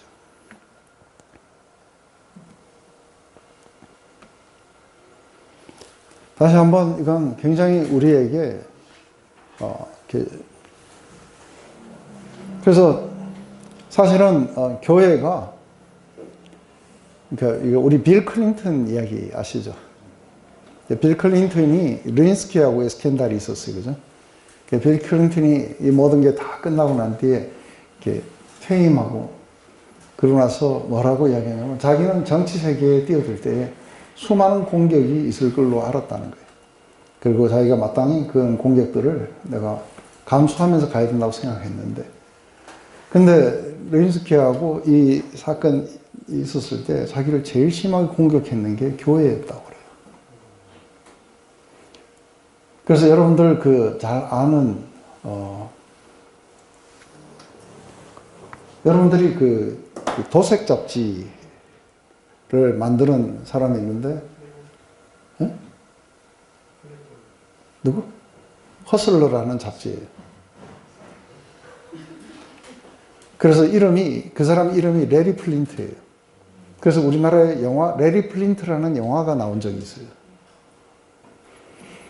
근데 이 사람의 그 아내가 에이즈에 걸려갖고 이렇게 죽게 돼요. 그때에 TV에 나오는 이 유명한 그 설교자가 있었어요. 그 사람 이름이 누구냐면 조지 포엘이었어요. 근데 이 조지 포엘이 그 TV에 나와가지고 정면으로 그 부인이 에이즈에 걸려갖고 죽을 때 하나님의 심판이 임했다고 이렇게 정죄를 했어요. 근데 이 영화는 먼저 이제 레리 플린트가 조지 포엘에 대해서 안 좋은 말을 해가지고 이게 감정 싸움이 붙어가지고 결국은 이제 그 아내가 에이즈에 걸려 죽게 되자 하나님의 심판이 임했다고 하고, 이래가지고는 둘이가 싸움이 붙어가지고 결국은 대법원까지 해가지고 레리 플린트가 이겨요. 전도자였던 조지 포엘이 져요. 이게 조지 포엘이 한참 이렇게 유명세를 떨칠 때 있었던 일이에요. 결국은 세상은 하나님의 은혜를 보기를 원했는데 은혜가 아니라 하나님의 심판과 저주를 이렇게 경험하게 됐었죠. 근데 이 조지 포엘이 그 뒤로 시간이 상당히 지나고, 그리고 최근에는 이 사람이 이제 사람들을 정죄하지 않아요. 사람들을 갖다가 사랑으로 빌드업하는 대로 이렇게 자라간 걸 봐요. 굉장한 뭔가가 있었을 거라고 봐요. 그죠? 교회는 세상을 정죄하라고 온 게 아니라 세상을 축복하라고 있는 거예요. 사랑하고 그 하나님의 그 글로리를, 하나님의 그런 자비를 드러내라고 우리에게 이 땅에 이렇게 존재하도록 하신 거죠. 그런데 교회가 세상을 정죄하거나 아니면 교회 안에 있는 어떤 형제를 정죄하거나 또 그 죄의 문제를 다루게 될 때 이렇게 다루게 되면은 하나님은 이렇게 사라져야 돼요. 그리고 인간의 아주 차가운 그런 어떤 법의 심판들, 이런 것들이 서로 난무하면서 물고 먹고 또 이렇게 하게 되겠죠. 한 가지 상당히 중요한 것은 아무것도 되지 못한 채 된 줄 아는 사람들, 가늠한 여인에게 돌을 들고 던지려고 했던 사람들, 그 그리스도 예수 안에 있는 그 사랑이 우리들의 빛이 되셨어요. 그래서 죄 없는 자가 먼저 돌로 치라. 그 빛이 비춰주자 모두가 다 돌을 이렇게 놓게 된 것이죠. 예수님은 가늠한 여인을 무너뜨리고 싶지 않으신 거죠. 세워주고 싶으셨어요. 그래서 나도 너를 정죄하지 않는다고. 왜 정죄하지 않느냐면 바로 그 여인의 죄를 지시고 기꺼이 십자가로 향해 가실 거니까요. 네 죄를 내가 짊어지마. 너는 거기서부터 자유하라. 그리고 사랑 가운데서 다시 빌드업 되기를 원했던 거죠. 이게 그리스도의 법이에요. 이게 이제 성령 안에 살아가는 삶에 대해서 이야기할 때 성령 안에 살아가는 여러분들은 이렇게 생각하셔야 됩니다. 하는데 이게 이제 좀처럼 퍼뜩 생각이 안 나니까 이제 우리는 이런 것들을 많이 이렇게 보게 돼요. 그죠? 말씀을 배우는 사람은 가르치는 사람과 모든 좋은 것을 함께 나누어야 됩니다. 자기를 속이지 마십시오. 하나님은 조롱받으실 분이 아니십니다. 사람은 무엇을 심든지 심는 대로 거둘 것입니다. 자기 육체에다 심는 사람은 육체에서 썩을 것을 거두고 성령에다 심는 사람은 성령에서 영생을 거둘 것입니다. 선한 일을 하다가 낙심하지 마십시다. 지쳐서 넘어지지 않으면 때가 되면 이럴 때면 거두시게 될 겁니다. 그러므로 기회 있는 동안에 모든 사람에게 선한 일을 하고 특히 믿음의 식구들에게는 더욱 그렇게 하십시다. 그래서 우리가 육체에다 심는다, 성령에다 심는다 하는 것은 이건 상당히 다른 이야기예요. 그죠? 우리가 육체에다 심는다는 것은 무엇이 옳고 그러냐에 우리가 많은 것들을 투자하게 돼요. 성령에 심는다는 것은 어떤 것이 사랑이고 어떤 것이 자비고 어떤 것이 사람들을 빌드업하고 유익하게 해주는가. 이러한 것은 성령에다 우리가 심는 거예요.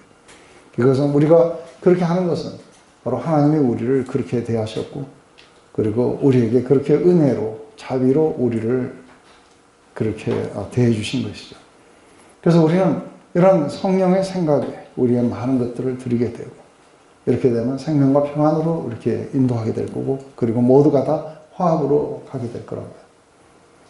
그렇지만 우리가 육체에다 심게 되면은 옳고 그름과 그 다음에 자기가 완성되어야 되고 이런 것들을 하기 위해서 다른 사람의 죄를 보면은 은근히 자기가 그보다 낫다는 것에 위로를 삼게 되고 이런 어리석은 가운데 빠지게 되고, 이것 때문에 헛된 영광을 구해서 서로 격동하고 서로 시기하고 편을 가르고 이런 것들이 일어나게 될 거라는 거예요. 그래서 하나님은 우리는 막 뭔가 열심히 하는데 그 보면은 하나님은 속지 않았어요. 그죠?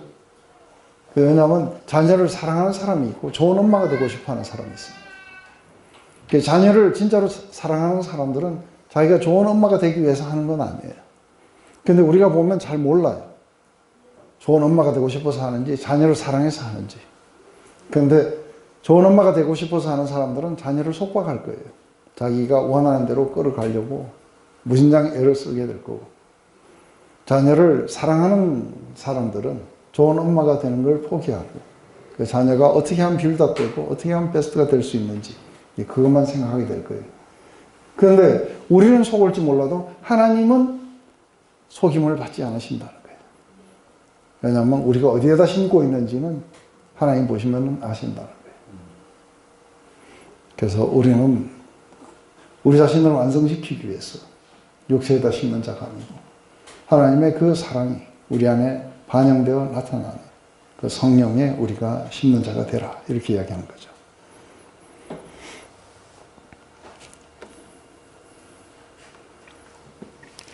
보십시오. 내가 여러분에게 직접 이렇게 큰 글자로 적습니다.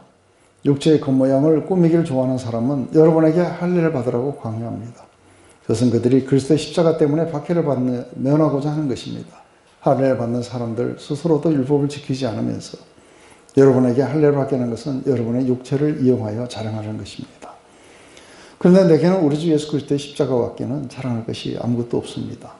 그리스도로 말미암아 내 쪽에서 보면 세상이 죽었고 세상 쪽에서 보면 내가 죽었습니다. 할례를 받거나 안 받는 것이 중요한 것이 아니라 새롭게 창조되는 것이 중요합니다. 많은 사람들은 우리에게 주일 성수나 뭐 여러 가지 종교적인 것들을 이게 강요하는 것은 그것은 자신들이 그렇게 하는 것을 통해 가지고 스스로를 자랑하려고 하는 것이죠. 근데 우리는 그런 것을 자랑하는 게 아니라 내가 뭘 할 수 있다, 나는 어떻게 합니다, 나는 뭐 몇 대째 집안에서 태어났습니다, 아니면 나는 뭐 주일 성수를 어떻게 했고 뭐 하고 이런 이야기를 하는 게 하나도 안 중요하다는 거예요. 왜냐하면 자기의 진정한 자랑은 그런 데 있지 않고 바로 예수 그리스도의 십자가가 나를 갖다가 이렇게 만들었다. 그리스도의 십자가 이외에 나는 자랑할 게 아무것도 없다. 그래서 나는 내가 뭔가를 행할 수 있다 안 하다 이런 거를 자랑하는 것을 이렇게 끝냈다는 거예요. 그렇기 때문에 나는 그런 것에 대해서 죽어 있습니다. 그래서 그런 것들이 나에게도 죽어 있고 거기에 전혀 반응하지 않고 있습니다. 왜냐하면 예수 그리스도의 십자가 이외에 더 자랑스러운 것은 내게 없습니다.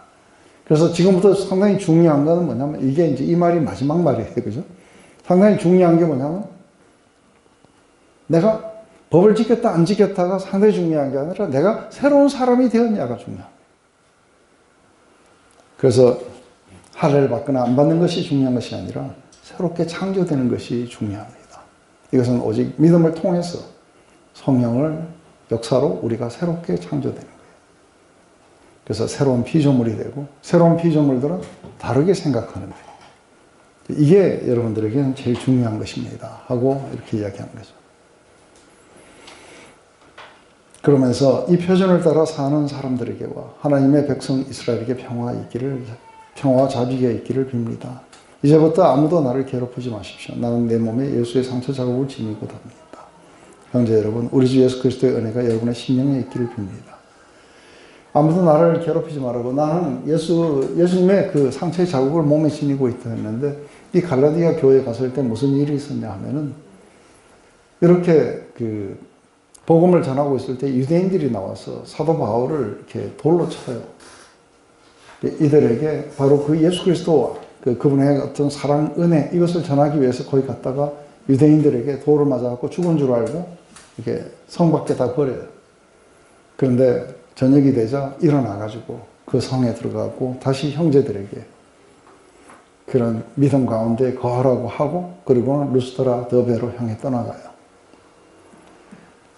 근데 내가 이렇게 여러분들에게 이렇게 목숨을 걸고 가서 전했던 것은 바로 성령의 역사가 여러분에게 일어나고 그 믿음으로 말미암아 하나님의 능력이 여러분 가운데 행하도록 하고 여러분들을 새로운 피조물로 창조하도록 하기 위해서 목숨을 걸고 그렇게 갔다는 거예요.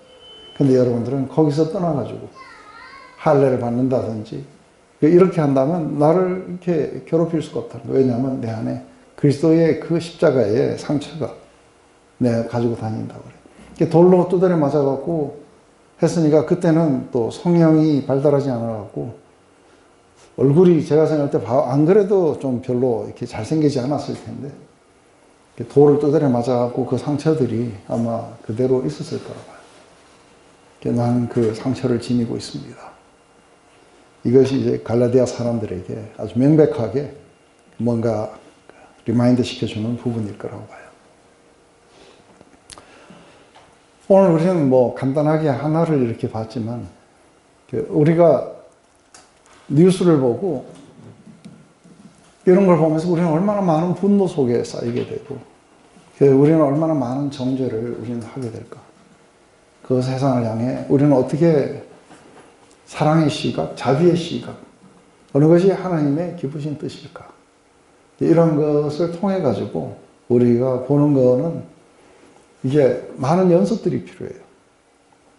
성령 안에 살아가는 이 연습들이라는 것은 성령께서 우리 가운데 바로 그리스도를 통해서 비춰주시는 그 영광을 우리의 마음속에 비춰주시고 우리는 우리 안에서 사랑의 그런 자유함을 따라서 우리는 그것을 그렇게 보고 그렇게 반응하고 그렇게 살아가야 된다고 이야기하는 거죠.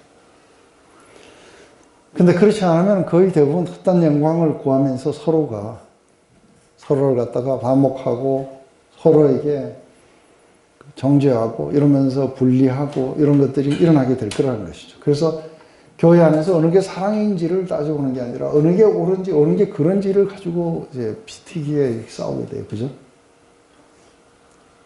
그 결과 제가 옛날에 양희연이가 불렀는 작은 연못이라는 노래가 있어요. 예. 깊은 산속 옹달샘에 조그마한 그런 연못에 붕어 2마리 살다가 서로 마음이 틀어져가고 한 마리가 다른 한 마리를 죽여버렸어요. 그러자 이제 그 죽은 붕어가 물이 썩어가니까 물도 따라 썩어가고 결국은 나머지 놈도 죽게 돼요. 그래서 지금은 아무도 살지 않는다 그래요. 그 노래 알아요? 그걸 몰라요?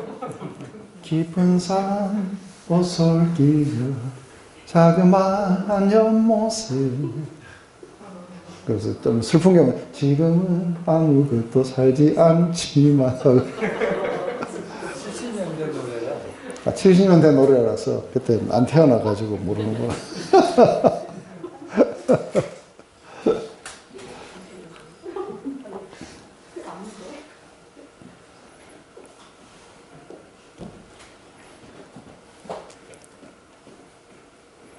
그래서 우리는 이제 율법주의다 아니다 이런 것을 이렇게 벗어나서 상당히 중요한 건 우리는 동기예요. 우리가 어떤 행실을 다룰 때는 행실 자체를 다루면 안 돼요. 우리가 어떤 동기에서부터 일어나는지 그게 사랑의 동기였는지 그게 과연 믿음의 결과였는지 그리고 우리는 그리스도를 그렇게 알았는지 이게 이제 우리의 이게 동기가 돼야 돼요. 왜냐하면 하나님은 우리 모두를 이렇게 은혜를 베푸시고 자비 가운데 우리를 의롭게 만들어 주신 것은 바로 그리스도처럼 살라고 그렇게 우리를 만들어 주신 거예요. 그래서 지금부터 중요한 건 어느 게 옳은지 그런지의 문제가 아니고 어느 게 사랑인지 어느 게 미열답해 주는 건지 어느 게 세워주는 것인지 상당히 중요한 거예요. 이렇게 사랑으로 살아가는 사람에게 건지할 수 있는 법이 없는 거예요. 그렇지만 많은 사람들이 사실은 그 법 때문에 분노하고 있고, 그리고 피켓을 들고 마구 항의하고 이런 것들이 벌어져요. 그죠? 우리에게는 내가 생각할 때 이게 옳다 그러다 이건 하나도 이제 중요하잖아요. 어느 게 진리고, 어느 게 은혜고, 어느 게 사랑이고, 어느 게 우리가 성령 안에서 살아가는 삶인지. 이것만이 지금부터 상당히 중요한 거예요. 그래서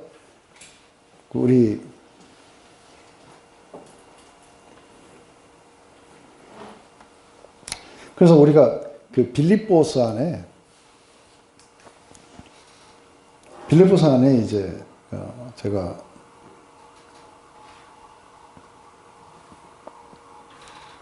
성령 안에 살아가는 삶 너무 많죠, 그죠? 지금 방금 여러분들의 인내의 한계가 왔다고 지금 지나가고 있어요. 이건 안 읽어도 돼요. 근데 한 가지 이것이 이제 성령 안에서 살아가는 삶이라는 게 어떤 것인지에 대해서 좀 더 이렇게 구체적으로 이렇게 나온 거예요. 제일 먼저 이제 사도 바울은 자기를 갖다가 어떻게 보느냐에 따라서 달라졌던 거죠. 근데 제일 먼저 그리스도를 만나기 전에 자신의 삶에 대해서 이야기해요. 그것은 자기가 무엇을 이루었는지에 대해서, 내가 어떤 그 상태에 있었는지에 대해서 이렇게 자랑하게 돼요. 그 중에서 이제 마지막에 율법의 의로도 난 흠이 없었다 하는 거예요. 근데 이렇게 자기를 규명하고, 그리고 이렇게 자기를 자랑스럽게 생각했던 이러한 모든 것들이 이제 완전히 쓰레기로 이렇게 전락하게 되는 일이 벌어진 것이 바로 부활하신 예수님을 만난 거예요. 그리고 예수님을 만나고, 그리고 예수님이 자신을 위해서 일어나신 것을 믿음으로 받아들였을 때 일어났던 것이죠. 그게 이제 위에 나오는 거예요. 그러나 무엇이든지 내게 아주 유익이라고, 그렇게 생각했던 모든 것들을 그리스도를 위하여 다 해가 됐었다고 생각하는 거죠. 그래서 모든 것을 해로 여기면 내 주 예수 그리스도를 아는 지식이 가장 고상하다. 그런데 가장 말도 좀 이상해요. 그게 그것과 비교했을 때 이게 그러니까 far better 거예요. 그죠? To know Jesus Christ my Lord. Knowing you Jesus. 우리가 예수 그리스도를 안다는 것은 이런 거하고는 비교가 안 되는 거라는 거예요. 그래서 우리는 여기에서 얼마나 법을 잘 지키는지 안 지키는지 이런 것과 그리스도를 안다는 것과는 이거는 비교가 되지 않는 거예요. 그래서 이런 모든 것들을 다 쓰레기로 여긴 것은 compared to this예요. 바로 이것과 비교했을 때. 뭐가 비교했냐면 to know Jesus Christ my Lord. 내 주 예수 그리스도를 아는 것과 비교했을 때 이건 쓰레기였다는 거예요. 그래서 나는 오직 그 그리스도를 얻고 나는 그분 안에서 발견되는 것이 이게 우리에게 완덕의 기림을 아는 거예요. 이게 내가 완성되는 기림을 비로소 봤다는 거예요. 그래서 그분 안에서 발견하려면 내가 가진 의는 율법에서 난 것이 아니요 오직 그리스도를 믿음으로 말미암은 것이니 그 믿음으로 하나님께로부터 난 의라. 그래서 내가 그리스도와 그 부활의 권능과 고난의 참여함을 알고자 하여 그의 죽으심을 본받아 어떻게 했었는지 죽은 자 가운데서 부활하여 이르려 합니다. 이 말의 의미는 뭐냐면 그리스도가 내 죄 때문에 죽었을 때 나도 죽었어요. 근데 사도 바울에게는 굉장히, 그러니까 구약의 모든 것들이 전부 다 재해석되고, 그리고 사도 바울에게 자기가 앞으로 어떤 삶을 살아야 되는지에 대해서 이야기를 할 때 한 가지, 사도 바울에게 영향을 미쳤던 두 가지가 있어요. 그 하나는 뭐냐면 부활하신 주님을 만난 거예요. 부활하신 주님을 만난 게 왜 이 사도 바울에게는 상당히 많은 영향을 미쳤냐면, 부활은 우리가 죽고 난 뒤에 먼 훗날에 일어나는 어떤 일로 이렇게 생각을 했었던 거죠. 그래서 이 바리새인들은 부활에 대해서 믿었어요. 사두개인들은 안 믿었어요. 그런데 이 바리새인들은 부활에 대해서 믿는 거예요.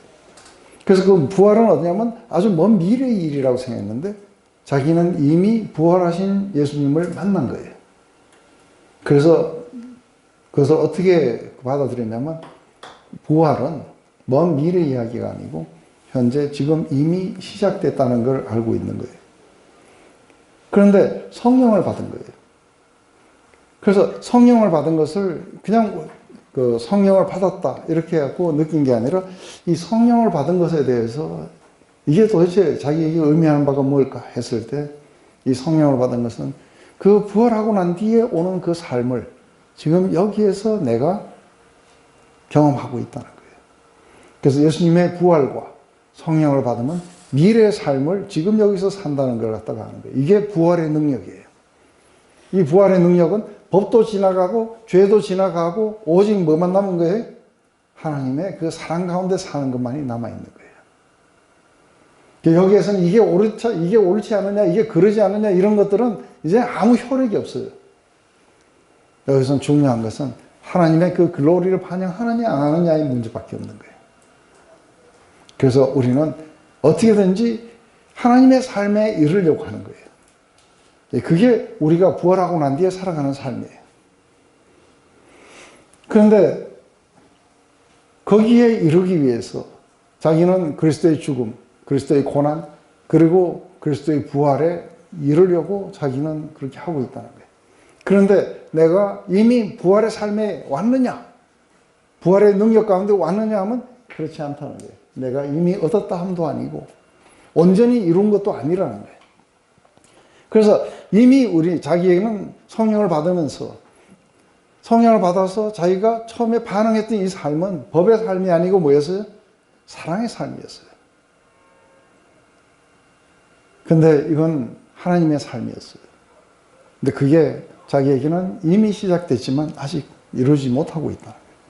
그래서 이미 이룬 것도 아니고 완전한 것도 아니라는 거예요. 그렇지만 그 먼 옛날, 아주 먼 옛날 하나님은 여러분들을 바로 그 삶을 살으라고 여러분들을 그렇게 정하신 거예요. 이게 predestination이에요. 여러분들을 그렇게 예정하신 거예요.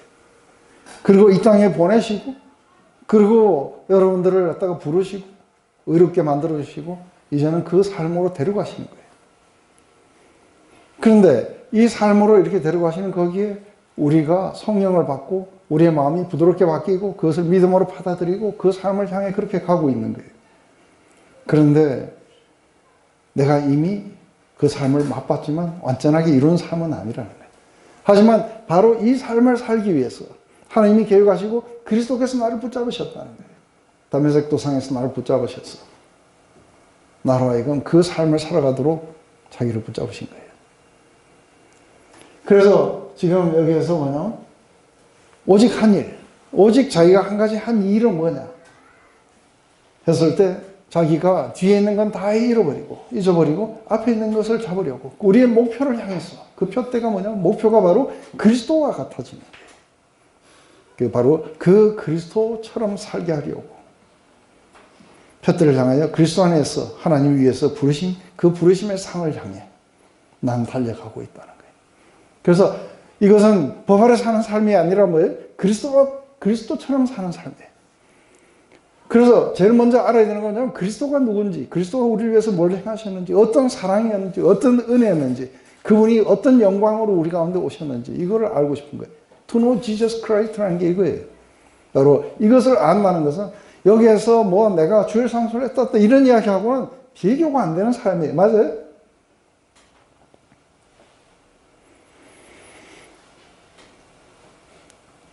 그러므로 누구든지 우리 온전히 이룬 자들은 이렇게 생각할지니 만일 어떤 일이 너에게 달리 생각하면 하나님이 이것도 너에게 나타내시리라. 오직 우리가 어디에 이르렀든지 그대로 행할 것입니다. 그래서 이 사람에게는 이제 확실하게 이걸 믿고 있는 거예요. 하나님이 우리를 갖다가 그렇게 은혜를 주시고 우리를 갖다가 믿음 가운데 이렇게 이끌어졌을 때는 이것은 지금 시작된 게 아니라는 거예요. 먼 옛날 하나님이 그렇게 계획하시고 그렇게 정하시고 그리고 보내시고 우리를 부르셨어. 바로 이 삶을 그분이 우리를 부르신 부르심의 소망은 바로 여기에 있는 거예요. 그죠? 그리스도와 같아지는 거예요. 그리스도의 형상을 본받게 하기 위해서 우리를 그렇게 부르셨다는 거예요. 근데 이거를 알고 그리스도에게서 자기는 이게 사로잡힌 거예요. 근데 바로 이 목적을 따라서 자기를 잡은 걸 알기 때문에 나도 이제는 그 목표를 향해서 내가 있는 힘을 다해서 난 달려간다는 거예요. 이게 중요한 거예요. 그래서 사실은 이 사람이 1장에서 그 이야기를 해요. 그 이야기가 뭐냐면 이제 여기 나와요.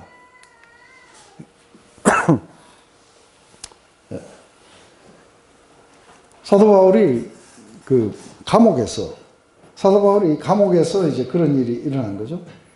감옥에서 뭔가를 이렇게 하고 있는데, 이게 복음을 전하는데 그 건의대들이 막 믿게 되고 황실에까지 복음이 전해지니까 어떤 사람들은 야, 저렇게 감옥 속에서도 전하는데 우리도 전하자 해갖고 순전한 마음으로 전하기도 했지만, 어떤 사람들은 사도 바울이 풀려 나와가지고 자기들의 교세가 줄어들까봐 걱정하면서 라이벌 의식을 가지고 한 사람들도 있어요.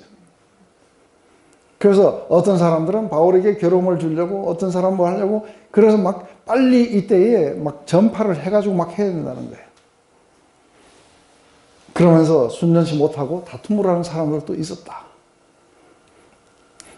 그러면서 뭐라고 했냐면, 그러면 무엇이뇨? 그냥 뭐 순전한 마음으로 하지 않았던, 정말로 순전한 마음으로 했던 한 가지 상당히 중요한 건 뭐예요? 자기에게 뭐냐면 그리스도가 전파된다는 거예요. 그것이 자기에게 괴로움을 줬든 뭐 즐거움을 줬든 상관이 없다는 거예요. 이것이 너희 간구와 예수 그리스도의 성령의 도움심으로 내 구원에 이르게 할 줄을 나의 간절한 기대와 소망을 따라 아무 일이든지 부끄럽지 아니하고 오직 전과 같이 이제도 온전히 담대하여 살든지 죽든지 내 몸에서 그리스도가 존귀케 되려 하니니. 그래서 자기의 간절한 기대와 소망은 뭐냐면, 자기가 감옥에서 그렇게 죽어가든지 아니면 자기가 다시 살아나든지 자기에게 한 가지 그 소망이 있다는 게 간절한 기대와 소망. 그것은 자기 삶에 그리스도가 존귀케 되는 것. 그게 자기 삶의 간절한 기대와 소망이었다는 거예요. 근데 왜 그러냐면, 왜 그게 중요하냐면, 이는 그래요. 이는 내게 사는 것이 그리스도니 죽는 것도 유익함이라. 이게 요 말이 사실은 제일 이렇게 잘못 많이 오해됐던 말들이죠. 내게 사는 것이 그리스도니 하는 것은, 그것은 내 안에 그리스도가 살아계시다는 그런 의미가 아니에요. 그런 의미가 아니라 내가 살아간다는 것은 뭘 의미하느냐 하면, 그거는 그리스도를 추구하는 삶이라는 거예요. 그래서 내가 이 땅에서 살아가고 있다는 것은 한 가지 싱글 패션인 거예요. 그것은 바로 이게 그리스도를 알고 그리스도를 더 많이 경험하고 그리고 더 많이 그리스도처럼 되어가는 거예요. 그게 자기에게 싱글 패션이라. 그런데 나의 죽음도 유익함이라 하는 이것도 번역이 좀 이상한 거죠. 그죠? 왜냐하면 to die, 내가 to live is Christ인데 to die, 내가 죽는다는 건 뭐냐면 to gain인 거예요. 그게 뭐냐면 내가 죽는다는 것은 내가 뭔가를 얻는 거예요. 뭘 얻느냐 하면 바로 내가 이 땅에서 그렇게 추구하던 그 그리스도를 내가 영원히 내가 얻게 될 거라는 거예요. 근데 이 이야기를 하면서 자기가 감옥 안에서 자기가 만약에 선택권이 있다면 내가 이 감옥에서 차라리 죽어서 그리스도와 함께 하는 것이 어떨까 했을 때, 또 내가 여기서 살아서 석방되는 것과 이 두 가지를 내가 선택하라 그러면 자기는 뭘 선택하냐면 차라리 이 몸을 떠나서 그리스도와 함께 있는 것을 선택한다는 거예요. 왜냐하면 to live, to die is to gain인 거예요. 내가 그렇게 추구하던 그리스도를 마침내 finally 내가 그리스도를 눈과 눈과 마주 보면서 그리스도처럼 될 거라는 거예요.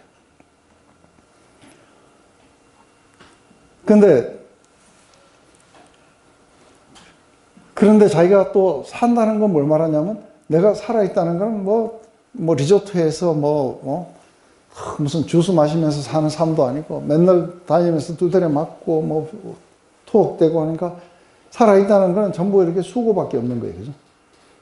수고밖에 없는 그런 삶인데도 또 산다는 건 뭘 의미하는지 했을 때에 그리스도가 구원하시고 그리스도에게 소속된 사람들에게 그 믿음의 진보를 위해서 내가 살아있다는 것이 그들에게는 더 유익이 될 거라는 거예요. 그래서 결국은 결론은 뭐냐면 내가 살아서 그들에게 믿음의 진보를 하는 것이 그리스도를 사랑하는 것이라는 거죠. 그래서 자기는 그렇게 선택을 한다고 하는 이야기가 1장에 이렇게 나와요. 이게 한번 그리스도를 이렇게 알게 됐고, 그리고 이게 그리스도에게 이렇게 사로잡혔고, 그리고 하나님의 영원하신 계획 속에 바로 이 그리스도처럼 살아라고, 그리스도처럼 되라고 나를 갖다 부르셨다는 걸 알고, 이제는 자기도 붙잡히 위반된 그 목표를 향해 자기도 있는 힘을 다해서 나는 달려갑니다. 그래서 이 사람에게는 지금 중요한 게 뭐냐? 법을 지키느냐 안 지키느냐의 문제가 아니고 내가 그리스도냐 아니냐가 중요한 거예요. 그리스도처럼 사랑이냐, 그리스도처럼 자비냐. 그래서 모든 것이 그리스도처럼 하고 싶은 거예요. 이게 성령 안에 살아가는 사람이에요. 뭐가 옳으냐 그러냐, 이게 내 생각이냐 아니냐, 이게 내게 유익하냐 아니냐, 이런 게 이건 다 떠나간 거예요. 이게 우리가 신앙의 삶인 거예요. 우리는 1위를 향해 가는 거예요.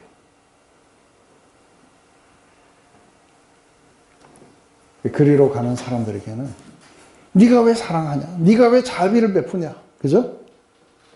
네가 왜 그런 걸 용서하느냐? 하고 이것을 하지 못하게 하는 그런 법이 있을 수가 없다는 거예요. 이러한 것을 금지할 수 있는 법이 없는 이라는 거예요. 우리는 모든 것에서 그리스도가 어떻게 하셨는지 우리는 묵상하고, 그리고 마음속 깊은 곳에 담아두었다가 우리의 삶에 바로 그리스도처럼 그렇게 살아가고 싶은 거죠. 왜냐하면 to live is Christ인 거예요. 우리가 산다는 것은 바로 그렇게 그리스도를 추구하는 것이에요. 그런 자들만이 이제 그리스도가 빨리 오시기를 또 기다릴 거예요. 그죠? 왜냐하면 그렇게 사랑하지 않은 사람은 뭐 때문에 기다리겠어요? 제가 그리스도가 다시 오심을 왜 기다리냐니까 고통이 없는 삶을 원한대요. 그래서 이렇게 결혼이 노후 대책을 위해서 결혼한다면 참 비참한 거예요. 내가 그렇게 고대하고 사랑하고 그랬던 분이 오시기를 기다리는 거예요. 그래서 마침내 우리는 안 오시면 우리는 또 가면 돼요. 그죠? 그래서 우리가 이 땅을 떠나서 가게 될 때는 우리가 그렇게 추구하고 그렇게 우리가 소망했던 그분을 우리는 영원히 만나게 될 거라는 거예요. 소유하게 되고 인조하게 될 거라는 거예요.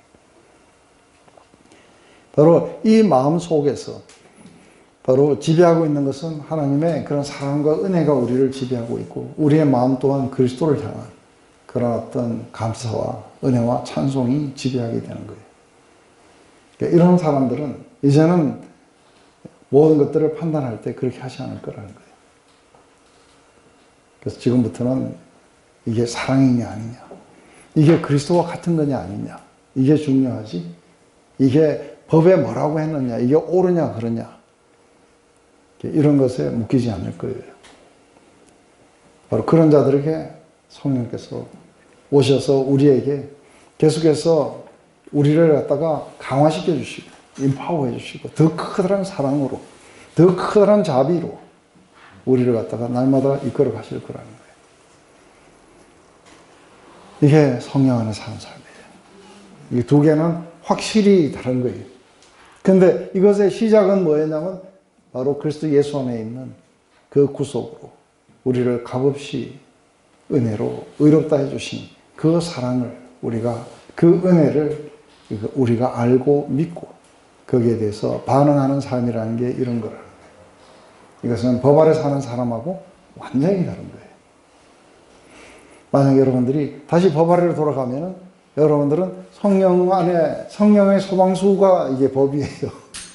그래서 성령 충만하면 금세 이걸 갖다가 싹 사라지도록 만드는 건 우리의 율법주의예요. 이건 여러분들이 아주 경계를 하고, 그리고 여러분들의 마음이 바로 그분의 사랑에 의해서 충만하게 되기를 소망합니다. 기도할게요. 하나님 아버지, 오늘 이렇게 로마서뿐만이 아니라 또 우리가 갈라디아서에서 또 우리가 빌립보서를 통해서 사도 바울은 우리에게 실질적인 삶 속에서는 우리가 어떻게 봐야 되는지, 또 우리가 어떤 시각뿐만 아니라 어떤 마음으로 사람들을 대하고 또 모든 사건들을 우리가 그렇게 해석해야 되는지에 대해서 이야기합니다. 이제는 우리가 스스로가 선과악을 판단하는 거기서 이제는 벗어나게 하시옵소서. 그것은 하나님의 바로 이러한 사랑과 자비와 하나님의 그런 지혜를 의존하지 않았고 우리 스스로가 판단했던 것이 죄였던 것을 봅니다.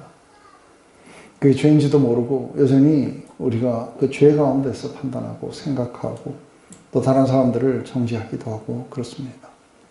하지만 이제는 그 죄가 우리가 십자가에 상기같이 못 박혔고 이제는 하나님의 사랑에 반응하기를 원합니다. 하나님의 은혜에 반응하며 자비에 반응하기를 원합니다. 바로 그것이 반응하는 삶이 우리의 삶에 나타나서 온 세상을 자비로 그리고 사랑으로 축복하며 우리에게 원수들에게도 우리는 손을 내밀어 축복하는 자들로 우리의 그리스도를 그렇게 따라가게 하시옵소서. 그래서 우리의 모든 걸어가는 모든 삶 속에 하나님 끊임없이 성령으로 우리를 강화시켜 주시고 우리 삶의 열매를 통해 영광 받으시옵소서. 예수님의 이름으로 기도드렸습니다.